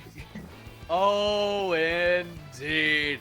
It is, you know, we see these moments where Zuka, like you see, why people say, why does Zuka have such a quick startup? Like for moments like that when you get the triple and just deliver it on out. Stone opting now to back on out, get that tactical buff to them as well. They had the Tri-Strikes up to ready, throw them on out, which is going to give a bit of dismission and going to take on Derp Knight, pinch over that, and the Pursuit going to trade over with Nub. Yeah, indeed. Cactus on the flank once again. We'll be able to stop the Rainmaker. And Cactus doing a lot of work there with getting that Zuka triple as well, but Pursuit able to stop that happening as well. And I do got to comment on how well Board Base is doing, considering they're doing a lot of pressure, getting a lot of opportunities to win, but unfortunately they're just keep getting snuffed out, flanked, and just having an unfortunate situation. Going 3 down here, basically a delayed wipe whoop. Yeah, another delayed wipe basically. And I think look at Andrews just opting to leave the Rainmaker top left instead of going for another push. Interesting strategy here. Yeah, well, they just want to have it reset. They want to take space themselves instead of have someone guard it. Definitely a good decision for them, just giving them that space there. And now, Cactus looking and tensing around that Fizzy, but now Pokier looking at maybe trying to do something. They have to go down because of the Killer Whale with only 40 seconds left now onto the clock. Ward Base, they've got a bit of a road to get ahead of them if they want to see them. They see Nub over there. Are they going to be able to take them out? No, they are not. A bit of a neutral field to get happier. But Derp Knight here on the Nautilus. Just going to look at just placing the members of Board Base, keep themselves alive. They see Ink come at them, but able to call that out nicely. Cornflower take them on home. And now 10 seconds remaining, looking to get the paint going. Make sure that they have control, but can Board Base take it? Can they force an overtime? They pick it up, they get taken out, and that's going to make sure that no overtime starts in this game.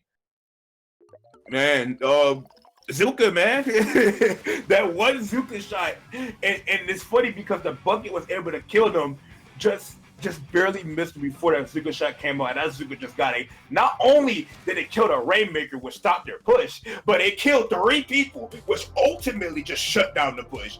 And that's the last thing you want. Like if one person just died off, the Rainmaker just died, then it's like, okay, you still have a chance. But when 3 people die in that situation, oh, I know it hurts. Yeah, you really felt that in that moment there. You get to see a replay of that there. That is that was so clean. That was so incredibly clean. Indeed it was, and it saved them the game, and it makes them go up 1-0 in this best of 5. And now they're sitting pretty now. Now the confidence has to be there, feeling good, being up 1-0. As we head over to these next few maps, we got Umami Ruin Splat Zones. I know one that I think a lot of people don't mind, or people hate, people don't mind. A little bit of a neutral map. Personally, it's one of my, not my favorites, but I like it. It's cool. It's alright. So I know, right? Why do I like Umami Zones? Because I have an Octobrush on my team, so it's great. It's great for us. You know? It's very much. I think this map really puts the test to how well you can coordinate with your team. Indeed. Because you really have to commit to whatever decision that you make. Like you can't, like you either go left, you either go right, you either take center, but you cannot really do any of it half-assed. Like you need to take it, you need to take control, and just if you commit well enough, that will almost guarantee you a zone cap. Indeed. That is indeed true. It's also about taking fights at the same time, like you said, about committing. They got to commit to a lot of options. It's about also knowing when it's time for that push-up, you want to push their spawn. When it's time to hold it back and just hold space, it's about all that timing as well. It also depends on how good your team is and how good you are coordinated as well to do all that. But we are jumping right into it as we see the comps come out here soon, DJ. Indeed, here we are. Unabi Ruins Splat Zones. Not gonna go with the double shot over in the corner of the Elegant Emus and in board base. They are gonna bring back the Dowser Julies, but they are gonna bring on in the machine. In fact, the Dowser Julies is gonna be the longest range that they have in their arsenal. Indeed, interesting, especially when hard to fight against a Gnar. I also got to mention how they put out double Zuka with the Machine Neo and that V-Shot as well. So, going to fight Zuka with Zuka, I guess. We'll see how it works for them there. But two end up going down for the side of board base. So, we're going to see controllers from over right to the side of Elegant Emus. As they do hold a lot of space with that Nautilus. That shot is going to get taken down, losing to Zuka. There goes the Dowser Duelies as well. And we're going to see a lot of points going to be put on the board for the side of Elegant Emus. Yes, and you know, with the game already under the belt, that's definitely looking good for them. As Cactus looks at charging up that Tri-Sugar with only 2 players left alive on their side, they're going to want to back on up, keep their special alive, maybe take out a few members to make sure they don't cap the zone, but that is not going to happen as board base sends one zone into neutral, then takes the other, giving a 39-point penalty. Yeah, and the huge penalty rear right there. They're going to look for that push-up a little bit. Able to take out that Nautilus, also a huge pick as well. They're going to get some points on the board here, depending on the ground. But nowhere's near that special a little bit. Cat is just going to go ahead and run it in and get a pick there. Able to chip the machine on the left. It's going to look at it and start over to the right. Is able to find that as well. Cat is popping off on that shot. Able to get, I believe, a triple there. And without even popping any specials, DJ, they just re-force Cap on the zone. Indeed, it's very, very strong push coming out from them there. Captain Astro over on the sniper with the Fizzy Bomb spam, trying to just really push out the members of Elegant Emus. Board base now, they're looking at getting a moment. They're looking at trying to push on through, using the Killer Whale to as much of its advantage as possible with 2 players only pushing. I don't know how much use they're going to get out of it, as Pokier looks at pushing on the zone as well. It just looks like they're going in one by one and staggering. They're not going in as a group right now. Now they're finally getting some footing in. They're able to take out 3 people with the help of Trizuka's galore there. And they're able to force Rick and Brazil and apply a penalty of 48. And look at the slowly push up there. Look at the Dowser doing using that range to their advantage. Mind you, Dowser has more range than Squeezer for some reason. I don't know why they thought that was a good idea. But we see the Zuka come out again and take down 2. These Zuka shots are just brutal. Brutal and cruel. As they go and take it out, and the zone gets on into neutral territory now.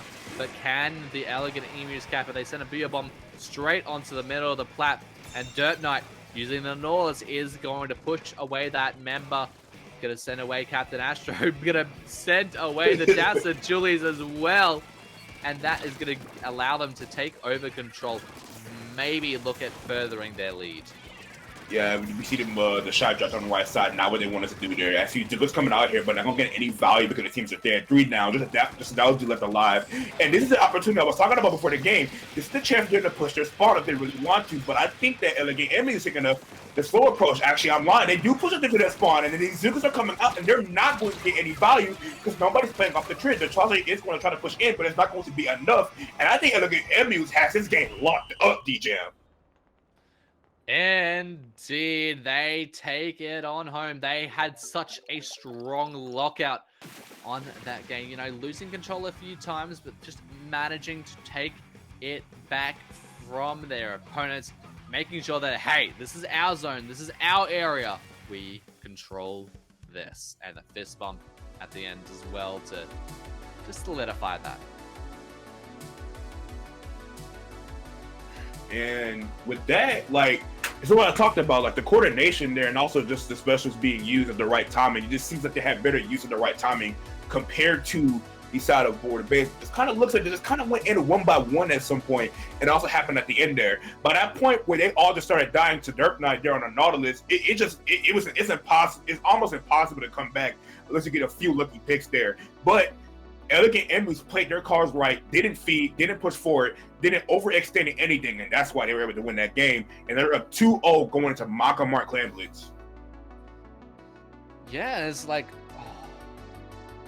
I really like this map mode personally because there is so much you can do, and it's so fast paced because of how close the clan baskets are to the center of the map, and it just makes it so interesting to watch. It is definitely one of the better clan based maps that we have. Like, so I'm gonna make this clear to you, DJ. The map is good. The map is fine. Clan based Mako is fine. I personally just don't like playing on it because I sometimes it just feels really hard to like come back in. It just feels like a team can just KO, just like that. Like it really just feels that way, and that's the truth. Because if you're not careful, the game can just end. Because clan spawns on here, because how small it is, are very, very favorable for the pushing team. But that being said, if you are able to shut down a defense, especially get a wipe on said defense, if the other team overextends, it is very easy to make that counter push down to 0. But that's one of the reasons why I personally don't like playing on it. But I know it's a good map, and so a lot of strategies come out here. That is one thing for sure that I will say.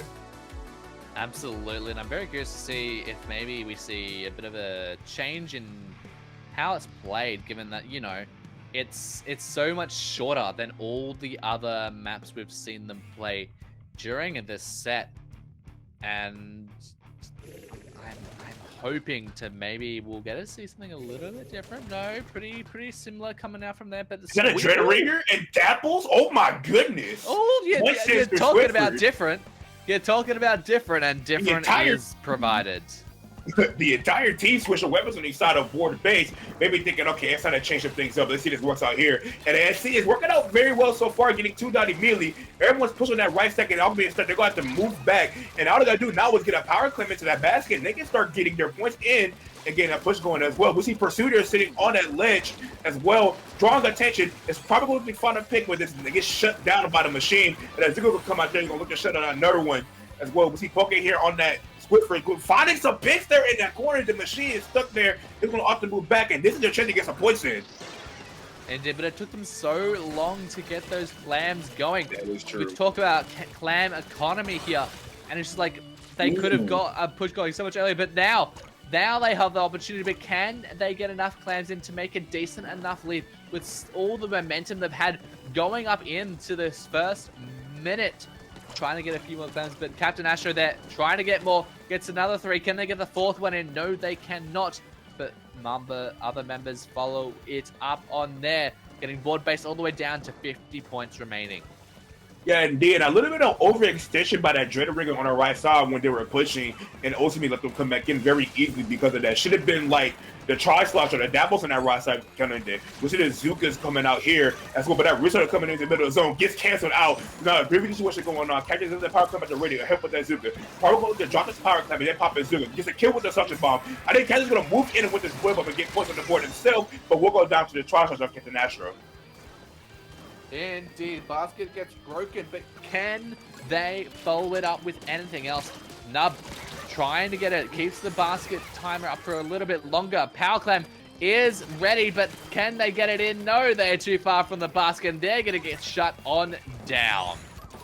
Yeah, indeed. They unfortunately was not close enough. Could have just kept that power clamp back, and instead of just, I don't know, pushing in and just losing numbers, they instead went in and just fed a little bit. They could have just kept themselves alive and put up a stronger hold and get just a better push. Now I'm going to do the situation right here. We're still at the ready for this Dreadringer. 2 reslider. I'm going to mention double reslider coming out for board base between that Dapples and the Dreadringer, and they both go down, unfortunately. So now they're stuck in the mid here. That Swiffer has to move back, and we're going to see Elegant Image start a push up here. And half the game left to go. We're going to see a push here with this Booyah Bomb. Yep, throwing that Booyah Bomb all the way across the map. Now Elegant Emu is looking at breaking that basket, getting a few more points. They want the lead back into their favor. You can see board base, they're holding 2 power clams over there in their back left-hand corner. Spone pushing further, looking at trying to take out the members of Elegant Emu. Maybe do something with the reslider, but no, nothing's going to come out of that. As they are just trying to jump, mate.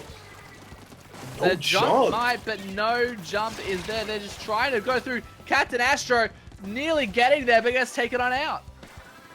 that was a prime opportunity for a jump there. They had those 3 power climbs, and I think if they coordinated that better, they could have got it because of that re-slider from the Dread Ring, and they could have just ultimately blew this game wide open for more points. That Zoo coming up, going to get 2, and it's just a Squiffle on that stack, and he's getting pressure back by the machine. It's probably going to go down there as well. But the Squiffer getting a nasty shot, able to clutch it and get another pick. What a clutch defense that is, but they doesn't stop them from getting the lead back. But I tell you this though, DJ, if that Squiffer didn't get those picks, they would be over. Oh, absolutely. Just being able to keep themselves alive, take out their opponents is just what they needed to do right there. Stone now has the restarter.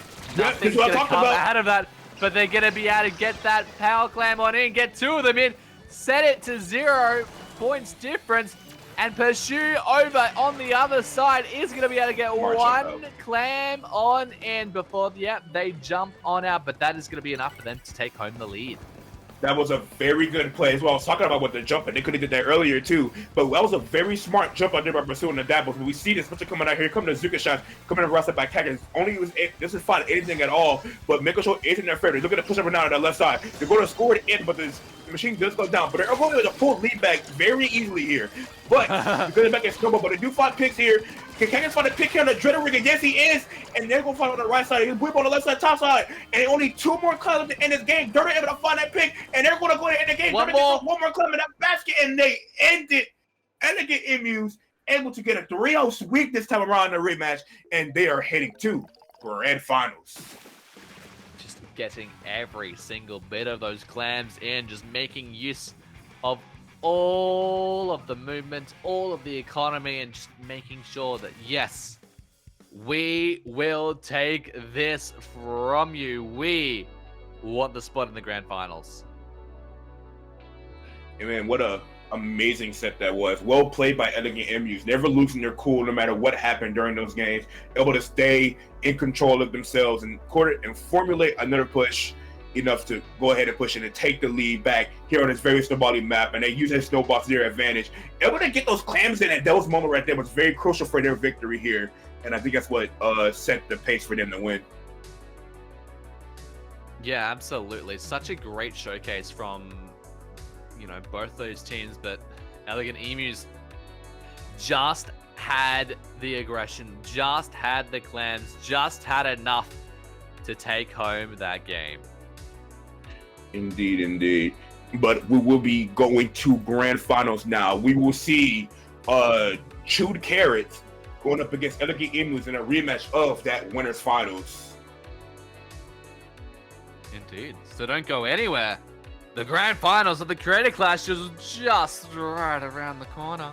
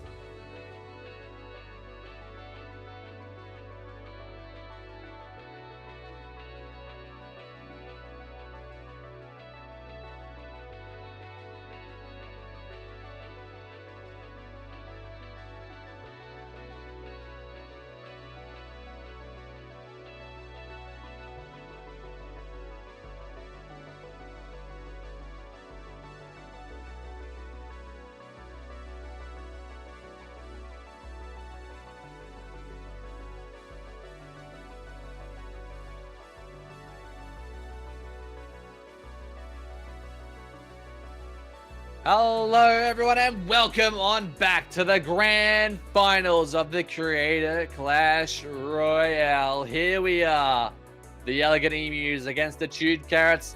I am DJM, and I'm joined with Stormy. You ready for this? Yes, indeed. We have a best of 5 coming your way. Rematch of that winners finals as we start on the horrible Barnacle Dime Rainmaker. Oh my God! Why did you do this? No. We can't say it. You saw how amazing, how spectacular that last game we saw here was. You cannot tell me it's terrible now. Oh my God, it's horrible to play on. I'm telling you, it's fun to watch, but horrible to play. I'm telling you. But well, you're not playing. You're the watcher. You know what? You're right. So you know what? I'm thoroughly enjoying this. So you know what? You got a point there. Anyways, this is going to be a run back from literally the winners finals, straight up. So last time we saw this, Chewed Carrots took the lead at the very last minute somehow. So we're going to see if Elegant Image can come back out here, make an adjustment, and hopefully steal it from them this time. Yeah, and we'll have to see what they decide to bring on out. I'm very curious to see as we're going to go right now. It's time to start the grand finals. Game number 1. Rainmaker, Barnacle Dime. Indeed, we are getting right into it here. And I expect to see these same comps come out for the side of, okay, here we go. Oh, Lord. Okay, that was a very long loading screen. Hopefully nobody disconnected. We need to see 4 players. We see the double shot come out for the side of Elegant Imbues and nobody disconnected. And we see the same comp as always from the side of Chewed Carrots. But that double Zuka can do a lot of damage, but they ran that last time, and then Chewed Carrots didn't seem to care about that and still end up winning. But we're going to see how much of an effect it will play on Rainmaker. Indeed, and while getting that first pick, Elegant Emus just getting that first control. And we're seeing that Baby here does have that splashdown at the ready. We've seen how well they can use that. Trizuka is also going to come out and get that splat onto Vasco. Can they find any more picks there? No, they can't. But another triple Ink Strike is going to come on down. Elegant Emus, though, is still going to hold on to that Rainmaker. Jokora, though, on the back foot of the Rainmaker. Not going to stop them. They're going to get stopped just shy of the checkpoint. Yeah, indeed. But they're going to be able to repump and go ahead and get that checkpoint now. So Elegant Emus coming out swinging here, getting a lot of space there. Strike able to pop that reslide. It will be 3 down for the side of Chewed Carrots, and there's going to be their turn to be able to Rainmaker and run to their side of the map and hopefully get this checkpoint. Absolutely. Now, holding that Rainmaker, can they get through that? Can they clear the checkpoint? Can they get on through? No, they cannot. With 2 lots of shooters aiming straight at that pedestal. No one would be able to clear that as the push gets stopped right there. Yeah, that Russo able to come out there, but not able to do much at all. But it does buy time for Chewed Carrots to come back into mid and hopefully prevent the getting post on the board. The Inkster coming here is going to be massive here for the side of Chewed Carrots for Elegant Imbues, And now they have 2 Zukas at the ready. Hopefully they don't pop them both at the same time. You want to pop those in a chain fashion. Pop one, then pop the other. First one comes out, but both of them go down, and Vasco able to get 3 there, I believe, with the help of Vapor, and they're going to spot the Rainmaker, pick it up and move it, and they're going to try to break this checkpoint. What an amazing play there. Break the checker. Can they get it here? Yes, they can. But Chewed Carrots, they're going to need to ground that Rainmaker and get it a little bit further if they want to take the lead. And yes, they can do that, but they're going to get taken out just shy after that. 2 players down on their side. Another player gets taken on out. Elegant Emus now is going to look at taking space, look at taking home mid. See the North is going to go and pop on that Rainmaker, break the bubble, look at maybe try to get that reset as they have the Inkstorm at the ready. Yeah, Cooler coming out here also going to help these other Elegant Imbues push them aggressively. And they're still popping out these Zukas, but it feels like they're just popping Zuka, but getting no value out of it. You can see it going out there, 2 go down on each side of Elegant Imbues. It's going to be 3 down now, and it's just another the line. You're going to back up, but they're actually able to get the pick there. And they have Inkstrom at the rear. They also help stall out their push. Actually, the knowledge does indeed go down, but Cactus here able to take it out here. But he has Zuka at the rear, able to look and stop that push. But Chewed Carrots still in control and they have the lead. That Zuka isn't going to get any value alone, especially when nobody's pushing up with that pressure. They are able to push him out there as well. And so we're going to see shooting carrots, put slow paint on the ground, reset it at the rig, probably can pop it right now, pop it here, possibly find an assist or two or something. It didn't find anything there yet, but it did create a lot of space and a lot of ground for them to move. Yeah, Strike just unfortunately not able to get that splat there with the Tetras. They get taken out. In fact, the whole team gets taken out from the due to Carrots as Elegant Emus going to look at retaking so much space now with that wipeout. It's going to help them a lot in retaking mid, taking control, get their specials at the ready, and just be ready for the Carrots. So the question is now is like, can our Zukas finally get value? Like, can our Zukas finally do some work here? They do take out the glass buzzer there, but can these Zuka shots find anything there? But they're not finding anything with the Zuka shots. Both of them already used, and they didn't get anything out of it. So now this is True Kara's chance to move in, and you can tell that they are moving in exactly, checking out the shot, but they did have Kudu, so they still keep the special charge. And they're trying to push Vapor here, but Vapor says, get out my face. You cannot push me. I am an Explosion with the chip damage, but does get taken down by the Nautilus. And we're just seeing a big stalemate here. This game is very close. Oh, absolutely. Only a few points separate these two teams. As Elegant Emus is grabbing the Rainmaker, they want to take home the lead. Only the Tetra's the only one left alive. That lead is going to be theirs as they're going to carry that all the way down to 15 on 30 seconds remaining. That is a tremendous push, and Chewed Carrots is going to have a very hard time in taking that back. Yeah, indeed. Let's see if Elegant Emus learned their lesson from last time. Vapor opting to reach the Rainmaker there. Maybe miss input. Did he mean to do that? I'm not sure. But it's going to be very hard for them to push out, especially with their comp against theirs. So good luck moving out here. Vasco going to flick it to mid. Is going to try to get to that Rainmaker. They need to get to it very fast. And they got to kill this Zap here. He's going to fight too. But they got to pop it. But we got to pop the Rainmaker and pick up. Are they able to do it? Yes, they are. But they've got a player behind them, but they get taken out. Can they take the lead? We saw such a close time last time, but this time there's a player waiting and ready for them, making sure that no, we're not having that happen again. As the Emus get game number 1. Indeed, such different from last time. It was very stalemated there, but I think Chewed Carrots got a little bit overzealous there. They got to realize that they're not running a cooler with their comp. They want to sit back and keep people alive and shark and just hold ground, but they just took a lot of very inconsiderate fights, and that's what cost them the game there, but still very close for game 1.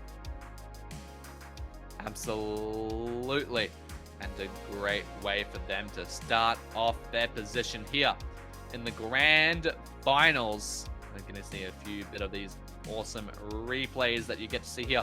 But, you know, so close, many, so quite a few wipeouts as well. I'm very happy. It's very interesting to see how many wipeouts have been happening today. Like, not always you see this many wipeouts happen on stream, but it's been so consistent today.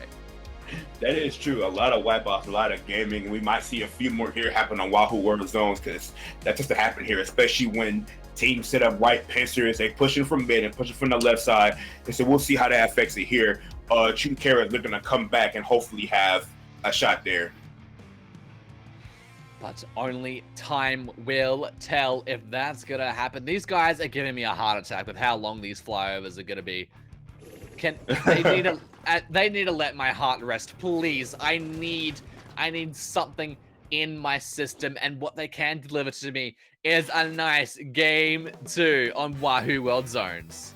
Indeed, Wahoo World Zones being one of those, being a very back and forth map mode, and we'll see it come out here. Last time we saw the play on here, Elegant M was lost to the side of Chewed Carrots. Chewed Carrots able to KO there. And we'll see what happens again this time. Cactus able to find a pick there. We see Zone Control go over to the side of the Elegant Emus here as they do take 2 down. They are going to be able to get a cap on their zone. And S1 goes down as well. Putting across a lot of jumping going on right now. She doesn't want to look alive, but we'll probably get taken down. Now Strike opting to move backward and keep himself alive, but does get taken down. And we got a Zuka at the ready. Indeed, the Chewed Carrots now, they've been pushed back so far as Elegant Emus just holding such a strong lockout phase at the moment. Nub pulls out the Zuka. Are they going to be able to get any picks that? No, they're not. But Nub gets pincered right there. Another player goes down instead. And Chewed Carrots, now the Explo's the only one left alive. They're going to provide some jumps though. And Strike wants to go onto the zone. But if they want to do the restarted cheese, they need to get their special charged up and get a position to even go towards the zone. There it is. Oh no, the reslider didn't make it. But we're gonna have the Inkster come out here, but the Tetris do go down. People being forced up to that left side and spin people down. But he got a pin over his zone, but the chumps are gonna help them recap the zone. But the Expo once again still the last one alive. So we're gonna see control go back over to the Elegant Emus as the shot does go down. So this is shifting the push in still. Cornflower being very aggressive here. Going to push in front of the Expo, but will probably get punished for and a wipeout, as we talked about earlier on Suze. A punishment, you know, nothing is more punishing than a whole wipeout, but they do have those tactical respawns to get them back in a lot quicker than you normally would, as Chewed Carrots trying to set them up for their own defensive position here. Cornflower now going on the flank, but they have been spotted. Can they do anything? No, they cannot. Vasco on the Clash Blaster is going to spy them around that corner and going to take them on out. Can Vasco, though, stop any form of movement heading towards the zone? They're watching that corner, making sure no one can approach them. We want this Clash Blaster at some off angles here. You want the Clash Blaster giving Chip over to the side as they try to move in. You want him in a spot to where he can hit them, but they can't. To where he can hit them, but they can hit each other, as we see it come out here. Plus, you go everything pick out there. Two situations going on right now. The Zuka has to get some fire, but Vasco moving in like I talked about, able to find 2 picks there, but it's just Vipper left alive, and the Insel going to help paint over the zone. Packet's going to try to recap alone, and they're able to, and all the jumps coming out here, they're all going to get camped. Are they? Yes, they are. They spot and they called it out. And now Elegant Emus, they return the penalty that Chewed Carrots gave to them just a moment before, giving a 64-point penalty, but the restarter, it does not have enough explosion to insta-cap this zone, as Elegant Emus is going to continue on holding and continue to shoot through their penalty.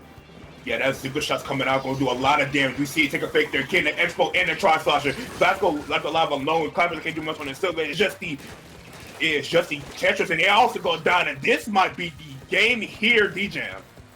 It might be, but unless Chewed Carrots can get in quick enough, unless they can send it into neutral quick enough, and they nearly did, but just could not do it enough, as the Emus take another game to their name, setting a score 2-0. One more win for the tournament, yeah? Absolutely. Oh, man. Oh, man. So, if the Emus could come out here and just win one more game, they secured Creator Clash Royale in their name, and this is so much different compared to what we saw last time. I think Elegant Emus realized, wait, we have meta. Why are we losing? And it's exactly what they're doing now, and they're just tearing it up. Absolutely. They've turned the tables from what was the winners final, which was a 3-0 in the favor of Chewed Carrots, and now it's a 2-0 in the favor of Elegant Emus. Like, what is this that we're seeing here? It is absolutely insane how fast they turn around as we go to Clan Blitz, Robo Robin, and this is where I think Chewed Carrots can possibly have an opportunity to turn it around. But last time we saw them on the map, it didn't go so well for them. And with the double Zuka and that Nautilus up for inside that Elegant Emus, Chewed Carrots needs to reach into their bag, pull some back tricks out, and find a way around it. Absolutely, and I'm so curious to see what happens here as we're going to go into what is now the match point, the tournament point of this entire thing. The Creator Clash Royale could end right here if the game loads. They're giving me a heart attack every time, I swear. Here we go, people. This is match point for the side of Elegant Emus, one more win for the tournament. As we see Zach come out here looking like they want to match their pacing finally and get those coolers for themselves.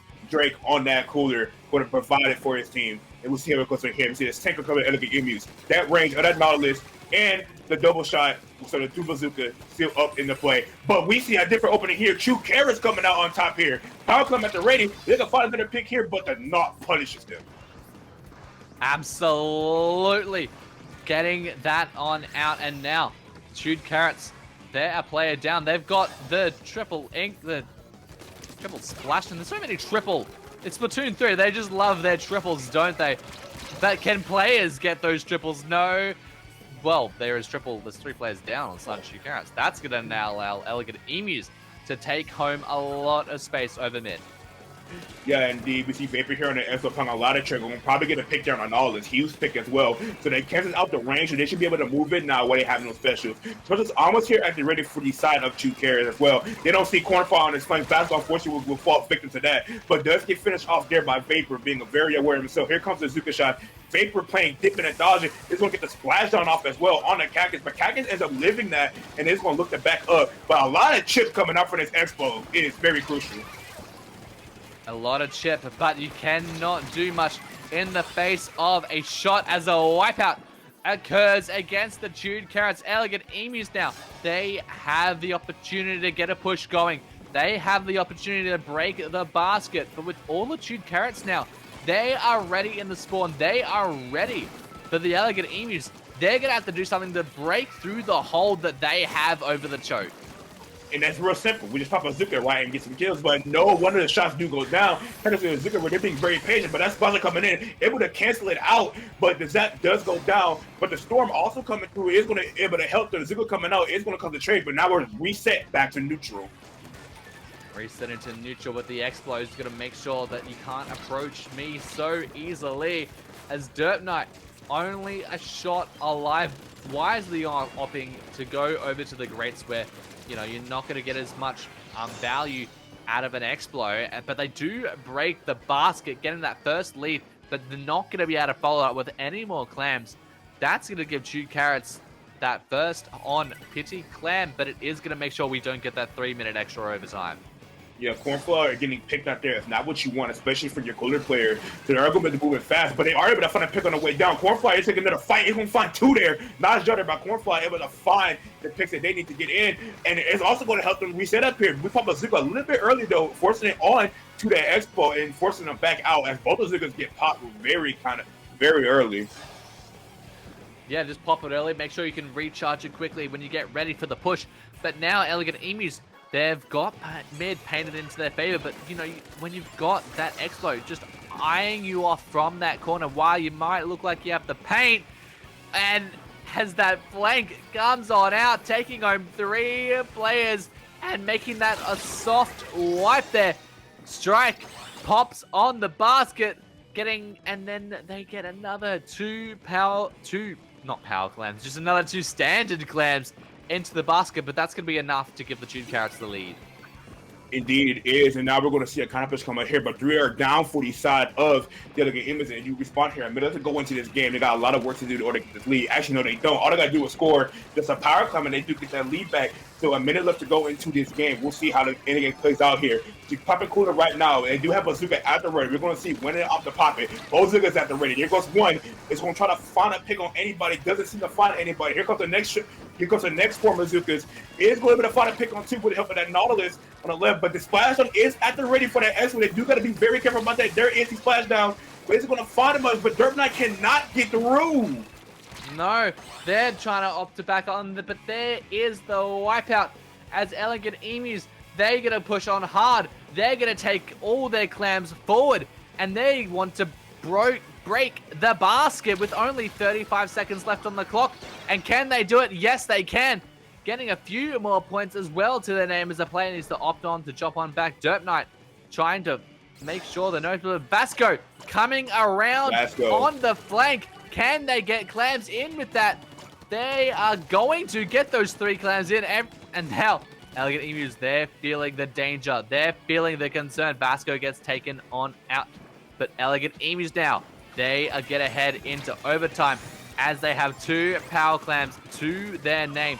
If they can get both of those in as well as another 2 clams, that will be the game into their favor. 1 power clam goes in.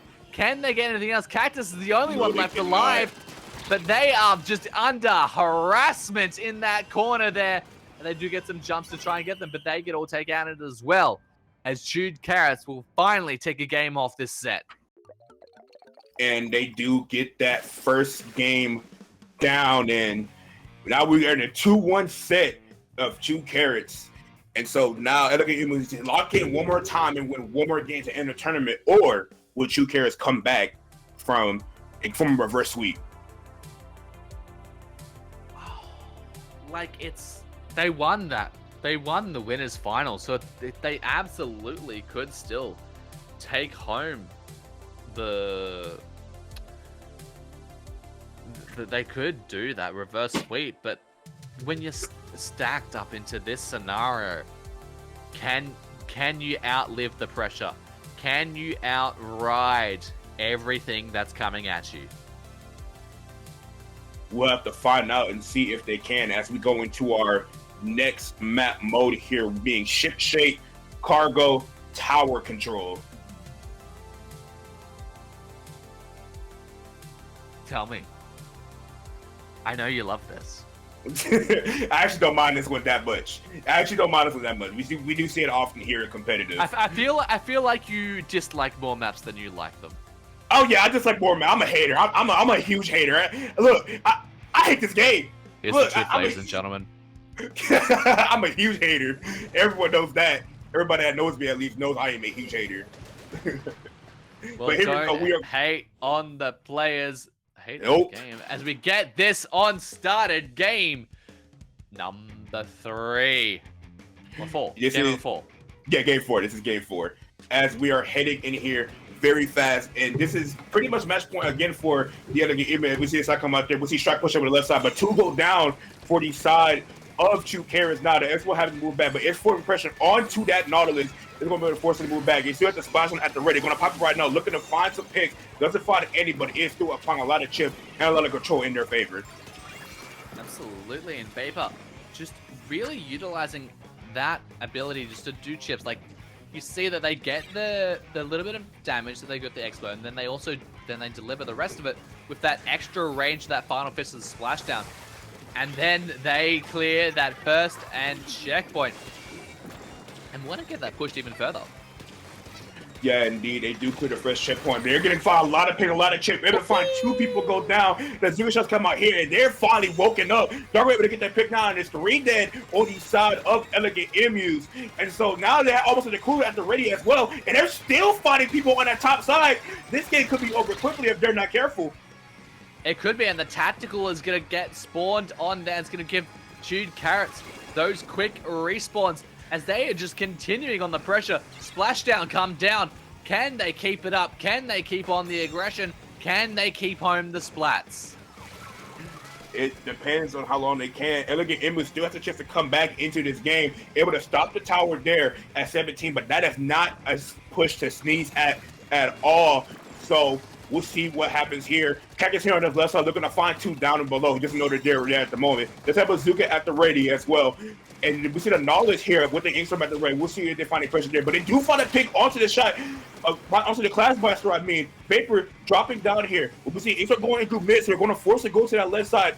Knob is going to get picked up by this Nautilus, and that's not going to be enough there. And they do able to stop that push by Elegant Emus. But Cornflower able to find a pick as well to keep it going, but it does get picked up there by the Clash Blaster, doing a lot of work. Doing so much work, trying to make sure that nothing can happen there, trying to just own everything. Strike now. They have the Zipcaster at the ready. They pop it up, looking at making some flanks with that arm, but they get taken out by a bomb of all things there. And now they get taken on. Nub now is also going to get taken out by the triple splashdown as Vapor holds on to that tower. 2 players left alive on the side of the Emus. And 2 Carrots, they just sail past there. They've already cleared through that checkpoint now, and they're in the final. They're in the home stretch. Vapor just holding on to that tower, and that will be game number 2, setting us into game 5. It could, the reverse sweep. We're close. It could happen. The reverse sweep is feasible, and it is getting ready to happen, and it is 2-2. This is match point for both these teams. Indeed, all these teams, they are so close to each other. They are touching each other. They are just, they're close. How's, I could describe it a whole lot more intimately, but I think this might turn into a very different stream if I start doing that. But, you know, these 2 teams, like, they are, every game they played against each other, they are now 5-5 in terms of games played. No, not 5-5. I know I'm wrong on that. I'm blanking. Indeed, and I ignore me. That was 5 to 5 earlier. No. No, it wasn't. Ignore me. I'm insane. Nah, you're good. But we'll be going to game 5 here. This is indeed match point, and we will see how these teams stack up here on Humpback Pump Track Rainmaker. What? If we don't see a Tri-Slosher come out here, I'm gonna be disappointed. Of course we're going to see a Tri-Slosher come out here. There's no way we don't. There's no way we don't see a Tri-Slosher come out here. I'm very confident that we will see a Tri-Slosher come out here. And the survey says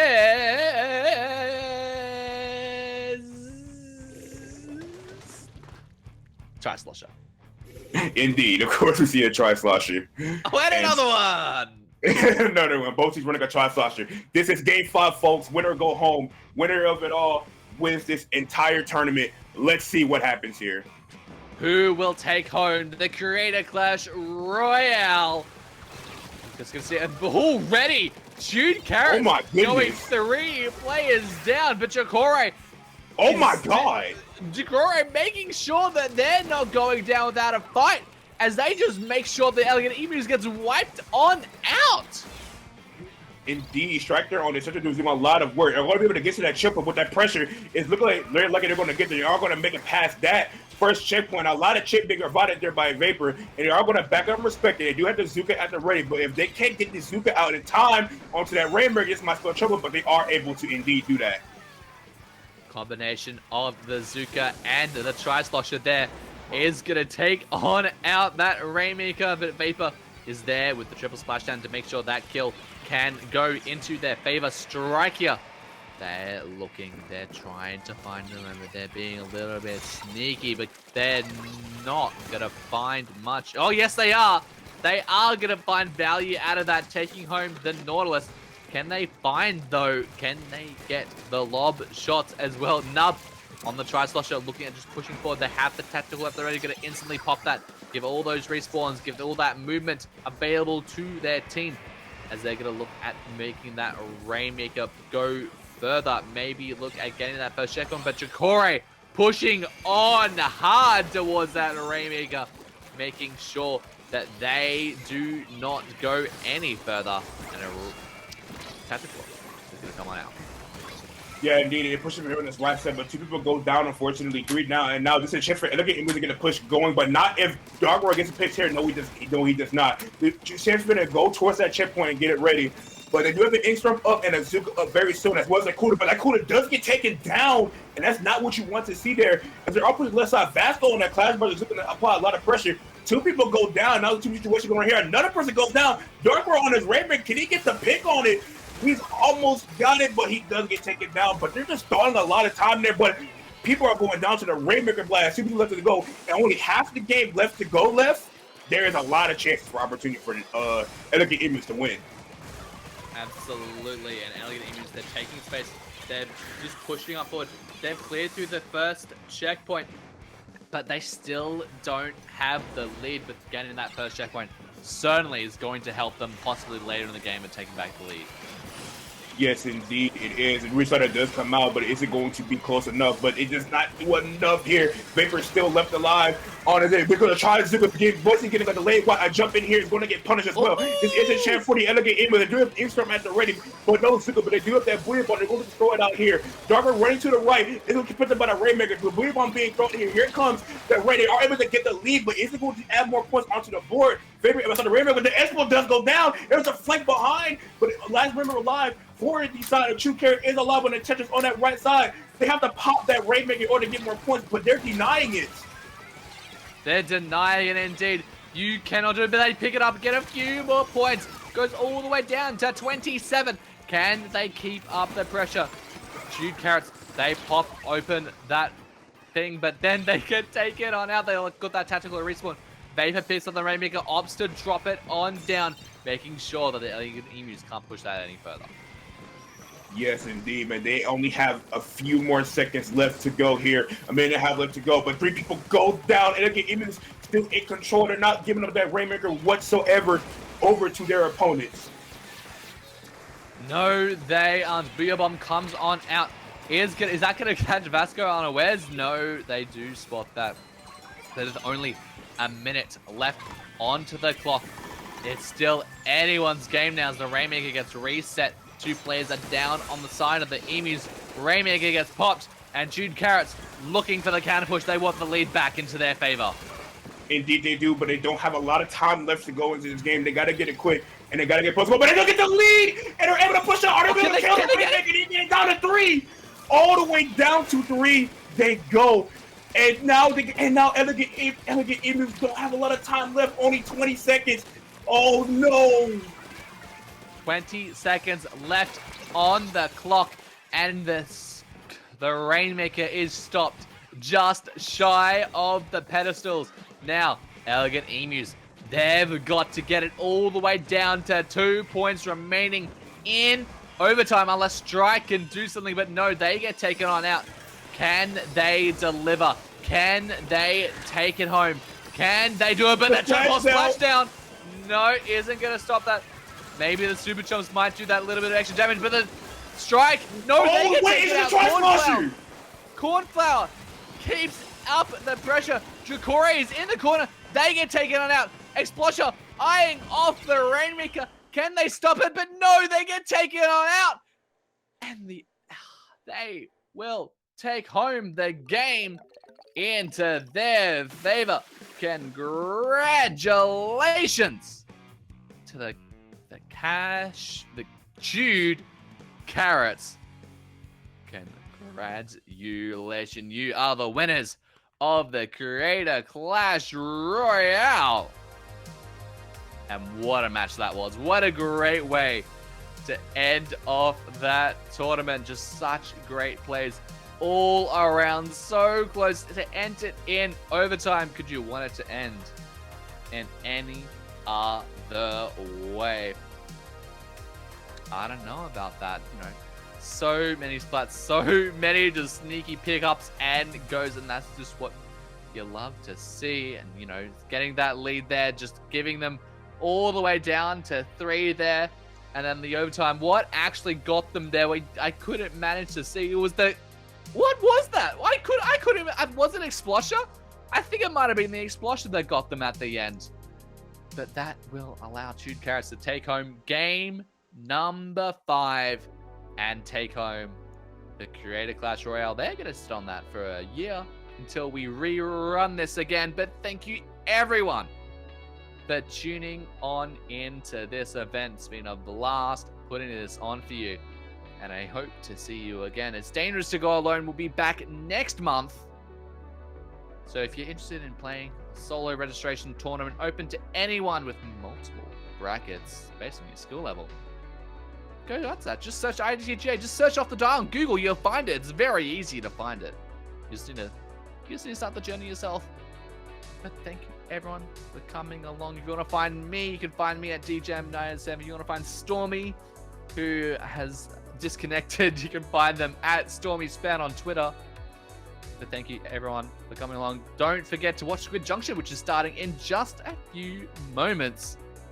So, if you want to keep up your tournament watching, go there. But until next time, you've been on Off the Dial, and this has been the Creator Clash Royale.